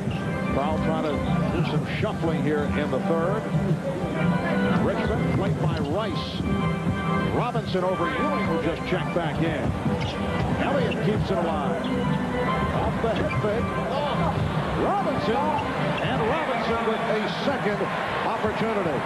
So they had missed 11 consecutive shots before the tip by David Robinson. That's one way to get some scoring, is get to the offensive glass. But right now the West is so small out there, with the exception of David Robinson. Nobody else can get to the offensive board. Well, that is the favorite move of Patrick Ewing of the New York Knicks. That head fake and then the fadeaway from the baseline. The East 92-73. The East is 12 of 16 from the field here in the third quarter. But you see those two guys right there, and both of them really sweating. That tells you that they came out and worked that third quarter. Shaquille O'Neal and Michael Jordan. Everybody else basically took it easy. Those guys carried the third quarter of offense for them, and nobody in the West, if you were to take a shot at that West bench, you'd see they're dry as a bone. There's a difference in how they approach the third quarter of play. Terrell Brandon, who played well in the first half, is back on the floor, and Brandon with the ball. Ewing trying to set the screen, and here's Miller for 3. Back comes Payton. Oh, Rick step, but then met by the combination of Ewing and Baker, and the foul is called on Patrick Ewing. With 2:42 left in the third, a timeout taken. Rashad back with Scottie Pippen. And Scottie, I just want you to take a look at this. Yeah, good choice. The whole bother and waiting thing has changed since the Ricky Ricardo days. It's nice to preserve some traditions. Just a sec. I think that, can't you see that we're... Hey, Jerry, right? Uh-huh. I just want to thank you again. You're welcome. Can you stay right here just 1 second? 1 minute, 1 minute. 1 minute. Scottie, man, I didn't know that you could act like that, man. That's incredible. I'm multi-talented. I understand it, but is all the lines you had? Oh, I had great lines. Series to be out next week, so I want you to look forward to it. I'm trying to move into Hollywood. I'll do that, but could you wait right here for just 1 second? Oh, sure. Right. Back to you, Mark. Thank you, Ahmad. That was purely Strasburg style for Scottie Pippen. There's George Clooney, one of the stars of ER, and Scottie Pippen's segment will be seen, we're told, this coming Thursday on ER at 10 o'clock here on NBC. Baker, yes, and it counts. And Baker will go to the line with 2.5 remaining in this third quarter. It is now a 94-74 lead for the East. A 22-7 run by the East. Multi-talented, huh, Scottie Pippen? I got a lot of great. They're all on the cutting room floor.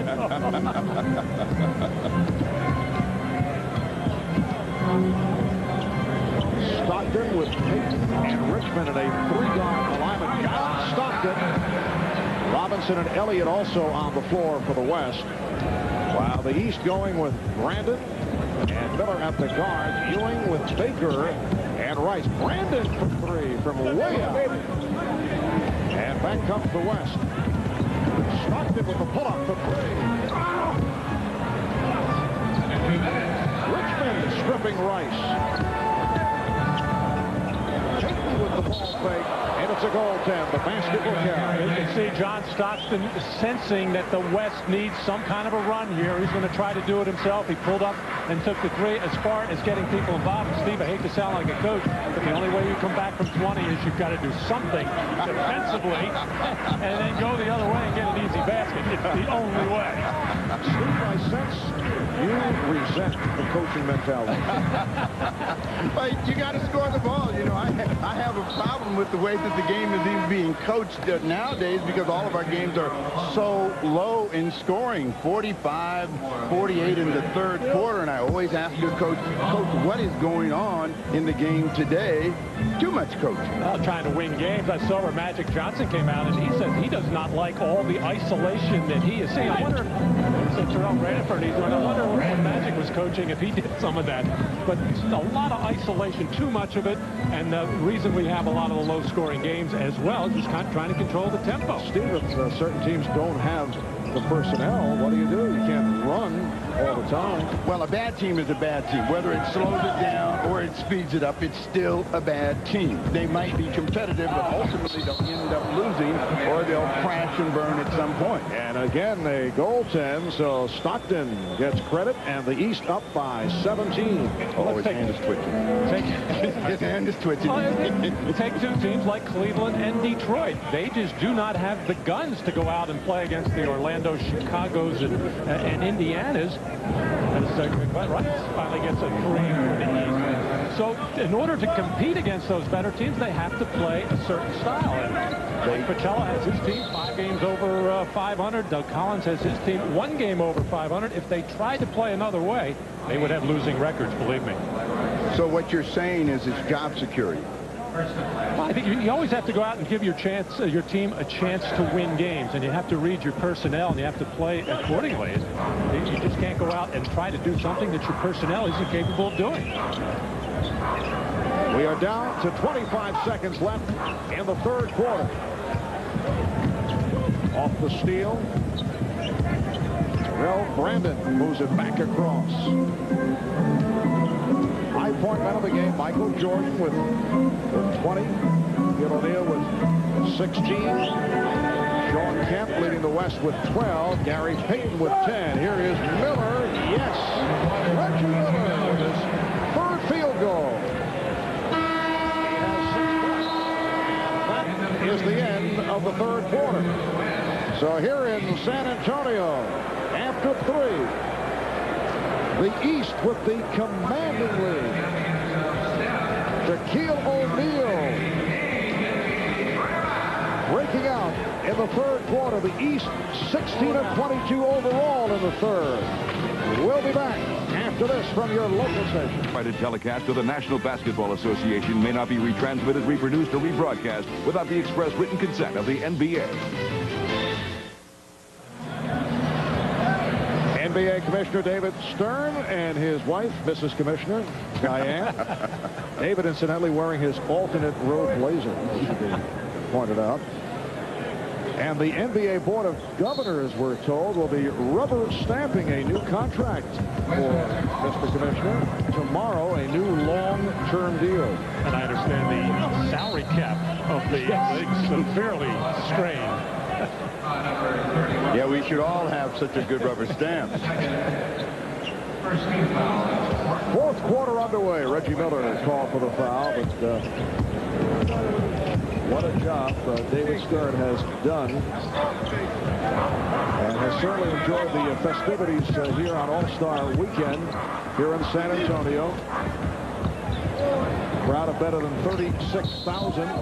And travel called on Terrell Brandon. The largest crowd for an All-Star game for an NBA All-Star game was 44,735. 44,000 plus 1989 at the Astrodome in Houston. Robinson able to recover. The East leads 102-82. The East with 41 points in the third quarter. They outscore the West 41-22. Here is West on the quick release.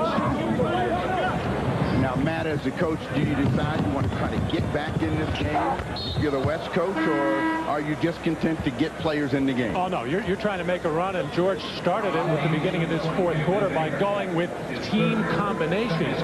John Stockton and Karl Malone, teammate. David Robinson and Sean Elliott, teammates, and his own man, Gary Payton. Now he's ready to come back in with Dikembe Mutombo to try to do something at the defensive end with block shots, rebounds, and get some running going. I think he thinks there's another run in this Western team. Why are you looking at me like I'm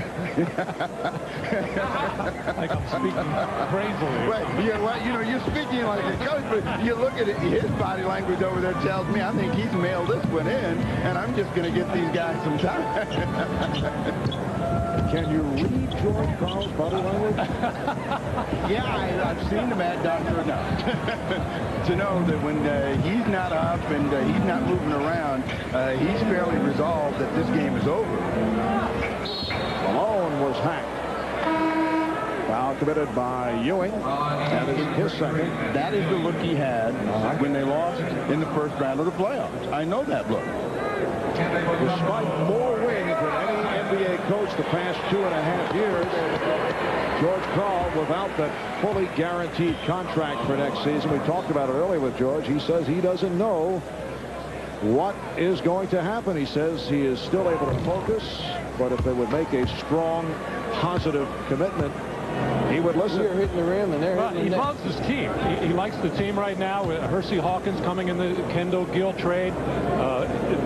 Obviously, the team with the best record in the West. Tremendous pressure on George and the Sonics to get out of that first round. And sometimes if you just think of just getting out of the first round, you may have a little sigh of relief there and not be ready for the second round.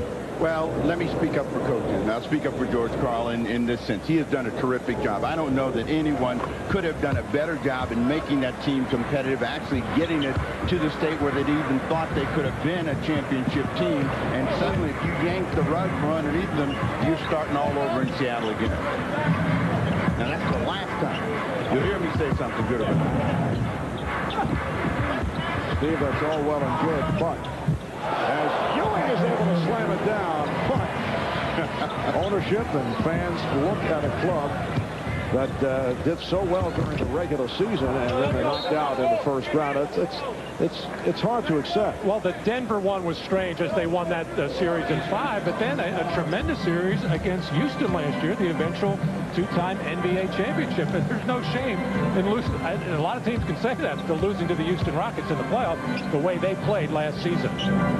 An 18-point advantage to the East with 2 minutes gone by in the fourth quarter. Baker and Mutombo with the rebound. Marv Albert, Matt Dukas, and Steve Jones from San Antonio, Texas. Here is Malone. And the tip miss, Mutombo and tied up. It will be a jump ball. Dikembe Mutombo of the Denver Nuggets. Well, Mutombo does a great job of retrieving that, but he just can't get the ball back up to throw it down. Timeout called with 9:39 left in the fourth. Where great taste runs in the family, brings you Miller Moments. Tonight we look at some all-star magic. Magic Johnson voted by the fans to start in the 1992 All-Star game despite retiring prior to the season. And Magic with 25 points in 29 minutes and ended the game in storybook fashion to earn the MVP honors. In recognition of this moment, Miller will donate $1,000 to the Thurgood Marshall Scholarship Fund. There's Magic Johnson and his wife Cookie. Since Magic has made his return to the Lakers, they have won 4 of 5 games. The only loss at the hands of the Chicago Bulls. You know, you know, with him, there's always something extraordinary happening, and he's always on the edge of some dramatic moments. And the Lakers now actually think they have a shot at winning another championship with Magic Johnson back. But followed by Payton. So the East leads 104-88. Jackson has Brandon and Miller in the backcourt. Baker with Mourning and Howard up front. Didn't get it off. And Malone able to run it down. Sean Elliott off the dribble. Beautifully done. Yes, and it counts. And Sean hears it from the partisan San Antonio crowd. Sean Elliott having his best year as a pro, averaging 22 points a game, up from 18. Strong drive to the basket there. Got a little injury a couple of weeks ago. Went about a 5-game stretch where he just could not put the ball in the basket, and then bounced back the last 2 games before the All-Star break with big scoring games. So here's a run by the West, an 11-2 spurt, and they have cut it to a 13-point East lead. We got 9 minutes left in the game, so Matty's moving a little bit closer to the edge. You can see there, and he's starting to coach. Reggie Miller with his 4th field goal. He has 8. The East has led by as many as 22 points. Stockton facing a double team. Well, George Karl's one concern was the team shots were not going in the basket. He said their shots were hitting the rim. The East is getting nothing but the bottom of the net, and mistakes have hurt them as well. Brandon. And Malone with the rebound. 7 rebounds for Malone. To cut it to a 13-point East lead. That's why John Stockton is going to lead the NBA in assists for the 9th straight year. Bob Cousy did it 8 straight times. But he just knows when to deliver the ball. Waited for Mutombo to get his feet set to catch it and just make the easy finish. What's the mental state of Phil Jackson right now? He's got a lead. It's been pretty comfortable. And you take a look at Mutombo come down the lane and adjust, maybe get an extra step, but you know, that's when you really want Mutombo to have the ball going to the basket where he doesn't have to make a lot of adjustments. Does Jackson make some changes? Well, I'm sorry, Marv. Yeah, I think he'd like to not have to use Michael Jordan or Scottie Pippen. He wouldn't mind putting Shaquille or Hardaway back in there to wear him out a little bit. Here's Malone, and he is fouled by Baker. A moment ago, we saw a face-guarding foul that was called. As Mourning and Mutombo have been having some fun with each other. Well, they have fun with each other all summer long and throw Patrick Ewing in there. And say, hey, you're my teammate. Don't be doing that. Karl Malone. Let me make a correction what I said earlier about the Sonics getting beat in the first round. That was by the Los Angeles Lakers. It was the Utah Jazz who won 60 games last year and get knocked off in the first round by the Houston Rockets. So this is a kind of a same situation for Utah this year. They had Felton Spencer back. He's coming back from that injury, and they're going to need him to advance into the playoffs or advance very far. Now, are you saying that Phil Jackson would use O'Neal before he would use his own man here? Yes. I think is there a little subtle politics being played here? I mean, after all, the Magic are chasing the Chicago Bulls. Right. Keep Shaq happy, keep Penny happy, give them all the playing time they want now. Shaquille is back on the floor, goes to the fadeaway. The West had a 15-4 run going. It is now the East with a 108-95 lead. 7:20 remaining in the 4th quarter. Nice goal by Howard strip. Malone pops it down. Miller back. Payton behind the back. Saved by Elliott. Stockton for 3. Rebounded by Payton. Larry Payton getting inside. The East 108 and the West 97. But the wheels are definitely turning over there on that East bench right now. As Phil Jackson talking to his assistant coaches, Jimmy Rogers and Tex Winter. Traveling violation. So the West will get it back. Timeout called. 6:47 remaining 4th quarter. Our game is brought to you by Nike, who encourages you to participate in the lives of America's youth. By McDonald's, the official break of the NBA. Have you had your break today? And by Acura, who introduces the Acura SLX, the most civilized way to leave civilization. Welcome back to San Antonio, Texas, where the East leads 108-97 over the West. Our Jim Gray is alongside new Hall of Famer, the Iceman, George Gervin. All right, thank you very much, Marv. I am now joined by the Iceman, George Gervin. And, George, you just got into the Hall of Fame. You were saying before we came on the air here, you were very nervous about it. 3 years in the ABA and then 9 in the NBA. You were nervous about getting in, huh? I was a little nervous. I was a little nervous, but, yet I was kind of confident, too. You spent so many years here, 12 years here in San Antonio. Yet you played in the old Hemisphere Arena doing that finger roll all those years. There were 3,000 or 4,000 people. Does it gratify you to see 36,000 here today? It just gratified me to see so many people in San Antonio and the world to be able to see what a great city San Antonio is. All right, guys, we're happy for you. Congratulations. Thank you very much. Let's go back to Marv. All right, Jim. Stockton unleashing from downtown. Well, the Iceman among a group of 6 new inductees, including Nancy Lieberman-Clyde, who I'm told wanted both of you one-on-one at some point. I saw her play in a USBL game against men and more than held her own. The West with a 17-6 run in this fourth quarter, cutting that 22-point lead in half. Shot clock is down to 1. Brandon got it off. Howard missed on the step.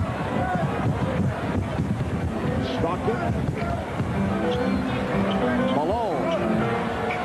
This group doesn't have many finishers out there, and it's going to be real tough for the West to get back in it. After they make mistakes, they need to have open court players to finish, and right now the only one really that really excels in that is Karl Malone, and he's not running with a great deal of energy. Nice move again by Shaquille. He has 20 points. It was Shaquille with an enormous third quarter that helped turn this game around to give the East that 22-point lead. Payton with the spinning move. And fouled by Howard. Well, let me ask you, Steve, before you get me with time running down here, 5:29 to go, Michael Jordan or Shaquille O'Neal? Well, since the coach put him back in, Shaquille O'Neal. I mean, Shaq has really exploded in the second half, gave him that energy along with Michael Jordan. I think that Michael Jordan is easily the sentimental choice, but it looks like Jordan is going to finish the game on the bench, and O'Neal is going to be out on the floor. He may end up scoring more points. And the stat line on Jordan, 8 of 11 from the field, 20 points in all. O'Neal 9 of 15 for his 20. The East with a 110-98 advantage with 5.5 remaining. Fourth quarter. Here's Grant Hill replacing Juwan Howard. Gary Payton is now 5 of 5 from the line. He's had a solid game, 15 points in all. Marv, as a basketball historian, you've been around a lot of teams. Historian. That's right, a historian. You've never heard that. Now think about this. All we've been hearing and talking about is a 70-win season for the Chicago Bulls. They've kind of tried to say that the reason it's possible is there's a lot of bad teams. Is there any team that you have ever seen that could have won 70 other than the Lakers won 33 in a row? Yeah, I think some of those Boston Celtics teams, and I think the Knicks of the early 70s would have also done the same. They would have had that time. Even Robinson off the lead pass, and this is now a 9-point game with 4:50 remaining in the fourth. Will we see Michael Jordan step back on? Shaquille O'Neal. And he'll head to the line. Well, as I was saying before, the only way you can get back in basketball games when you're down by a lot of points is great defensive plays or even good defensive plays. But a terrific strip there and a perfect alley-oop lob to David Robinson. But, Coach, we have to finish the play. Well, Shaquille is now 2 of 7 at the foul line. The West in this fourth quarter has outscored the East 21-8. And they have made their way back into it. Shaquille with 1 of 2 from the line. And it is now 111-101, the East by 10. George Karl telling me yesterday that if the game got close to the fourth quarter, he would consider not only double-teaming Shaq, but fouling him and making him go to the free throw line. Richmond gets it out to Kemp. Kemp coming up short. Not a good shot, even for an all-star game. Hill's pass broken up. Here's Payton leading Richmond. Hardaway back. Richmond going to the left hand to bring it with an 8. 4:05 remaining in the fourth. Matty's itchy over here. He really thinks that this thing is about the exchange, and we might even go into OT, but Phil Jackson is awfully calm over there and thinks that his team's got this thing under control. Hardaway for 3. That's why his team has things under control. When you got Hardaway out on the floor coming down the stretch of fourth quarters, he rarely fails. 11 points, 7 assists for Penny Hardaway. 3.5 remaining fourth quarter. Hill able to beat Payton to the ball. Hardaway again from downtown. That's the bad part about comebacks. Everything has to go perfect, and if it doesn't, you look back up there. Now it's a 14-point game. Matt just left. And that's Payton able to hit on the drive. But Penny Hardaway with the consecutive three-point shots just as the West was making its move. It is now the East 117 and the West 105. Just under 3 minutes to go in this fourth quarter. They double up on Mourning. Foul is called. Well, I think we've seen 3 terrific performances on the East. Michael Jordan, Shaquille O'Neal, and this man on the last 2 3-pointers to put the daggers into the hearts of the Western squad as Penny Hardaway sensing the moment and taking advantage of it. And this is Hardaway from deep in the corner, able to knock it down. It is now the East up by 12. The Bulls are set to challenge the NBA win record. Reggie Miller and the Indiana Pacers are just one of 5 teams to have beaten them this season. Now they meet again. Then Hakeem and the Rockets face Mr. Robinson and the Spurs, or the Hornets host the Bucks. An NBA on NBC doubleheader next Sunday.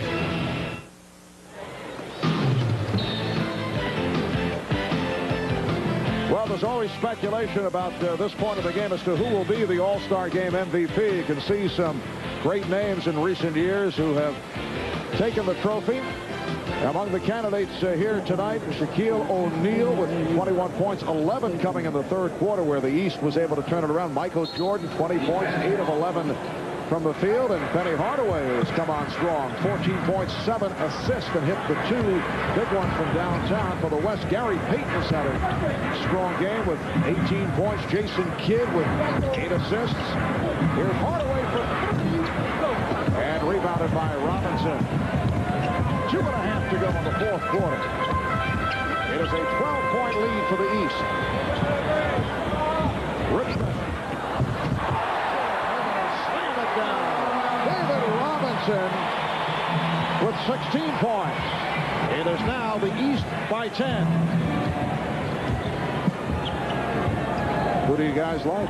I'm going to take the guy that's been getting everybody the ball in Hardaway. He broke the spirit early with his distributing of the ball and then made some big shots at the end. He's only missed 2 shots in the ball game. Nice move by Juwan Howard to extend to the 119-107 lead. And the foul is called. A missed shot and then an explosive effort by David Robinson. And the West, I can't believe it, but too little, too late. Foul committed by Robinson, putting Kemp at the line for the first time. Nice stat line for the Admiral.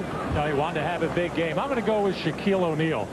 Shaq grew up his formative years here in San Antonio, played at Cole High School, won the Texas State Championship his senior year, has not had the best moments as a pro here in San Antonio. It would be a nice honor for Shaq to win his first All-Star MVP right here in one of his hometowns. Hill not able to hit. Here is Shaquille trying to tee it up. And foul. Matt, as you know, it is so difficult and annoying to agree with you, but this could be a first. I think it will be. Oh, I don't believe you're not going to take Michael Jordan. No. Jason Kidd with the foul. Michael had a splendid game, but I don't think he's been on the floor enough. And has sat out throughout this fourth quarter. But his presence was clearly felt in the way that the Eastern Conference All-Stars came out and started the game. They just looked like a much more confident team. Basically, it was the same Eastern Stars as a year ago. They got drilled by 20. Charles Barkley told Lance Storm earlier this evening that he felt that the East wanted to make up for that, and he said that Michael Jordan told him so on about the 15th hole the other day. Here's Richmond, 3. He's been off. The tip. Couple of tips missed, and then it is put home. David Robinson, who doesn't have the reputation of doing a lot of board work, particularly in the offensive end, has done it today. That's where he got most of his points on tips, and that was 3 efforts by him. Robinson with 18 points. Hill. And last touch by Howard of the East. The West coming into tonight had won 3 of the last 4 All-Star meetings. The East in the overall series has won 28. The West has won 17. Open shot for Sean Elliott from downtown. So the East with a 121-113 lead with a minute 4 remaining in this fourth quarter. See Scottie Pippen look over to Phil Jackson to ask if he wanted the timeout. Phil ignored him. And the foul is called as Elliott is called for the hole. Well, I think that Phil's done all of the coaching that he wanted to do. Once they popped the game open to a 20-point lead, he basically has had that professor look on his face. And we are in the penalties? I think it's more of a send-like. I'll tell you what, I said it, we had it. I'll give you an I messed up. Hard scoreboard. So Hardaway at the line. Phil Jackson coached the East squad in 1992, lost to the West. Looking for his first All-Star coaching victory. George Karl in his second All-Star experience coached the West in 94, which was a losing effort for the West. Just under 1 minute remaining in this fourth quarter. Elliott tried to go to the crossover and lost it. Hill delivering to... And the foul! Even Shaq, look. Even Shaq talking to the crowd. He knew that. Look at the East bench. The East bench is up there. Acknowledging a vicious tomahawk dunk. Oh, what kind of poster is that going to be? And you hear the reaction from the crowd. Shaquille, although, as you mentioned, it is one of his hometowns, has not been a popular figure here in San Antonio. Elliott hitting the 3, and in particular, in that instance, he did it in the face of David Robinson of the Spurs. And they have a little rivalry going that at times has been on the testy side. Oh, it has been, and David has basically had the better of it, and they're going to meet again. And he's going to remember that Miller moment. Yes. Oh, Steve programming now. Well, it's not going to be during this regular season. If they're going to meet, it'll be this year. It'll be in the NBA Finals in June. And, you know, Shaquille has not had particularly sterling all-star experiences in his first 3 years anyway. That first year, remember he was upset with Pat Riley for not giving him what Shaq thought was enough minutes. The next year, George Karl, he felt ordered double teaming. Of course, George not. And last year, the sound beating by the West. Kemp not able to hit. 25 seconds remaining as Hardaway gets it back. Forwards for Howard. They were planning that one. Here's Elliott. And the East lead 127-118. 15 seconds left. You think Shaq will shoot the 3 now? He's hanging out beyond the line. Yes, he is. I don't know if Hill has a feel for it as he picks it up for Hardaway. Final seconds. We will stay with you for the announcement of the most valuable player of this 46th All-Star game. So the East has defeated the West 129-100. stop the recent success string of the West, which had won 3 of the last 4. We'll be back with the MVP winner in a moment. This is the NBA on NBC, the NBA All-Star Game. Back in San Antonio, the East with the victory over the West. Now for the announcement of the winner of the Most Valuable Player award. Let's go to Ahmad Rashad. It is now time to make the presentation to this year's NBA All-Star MVP. And to make that presentation, the commissioner of the NBA, David Stern.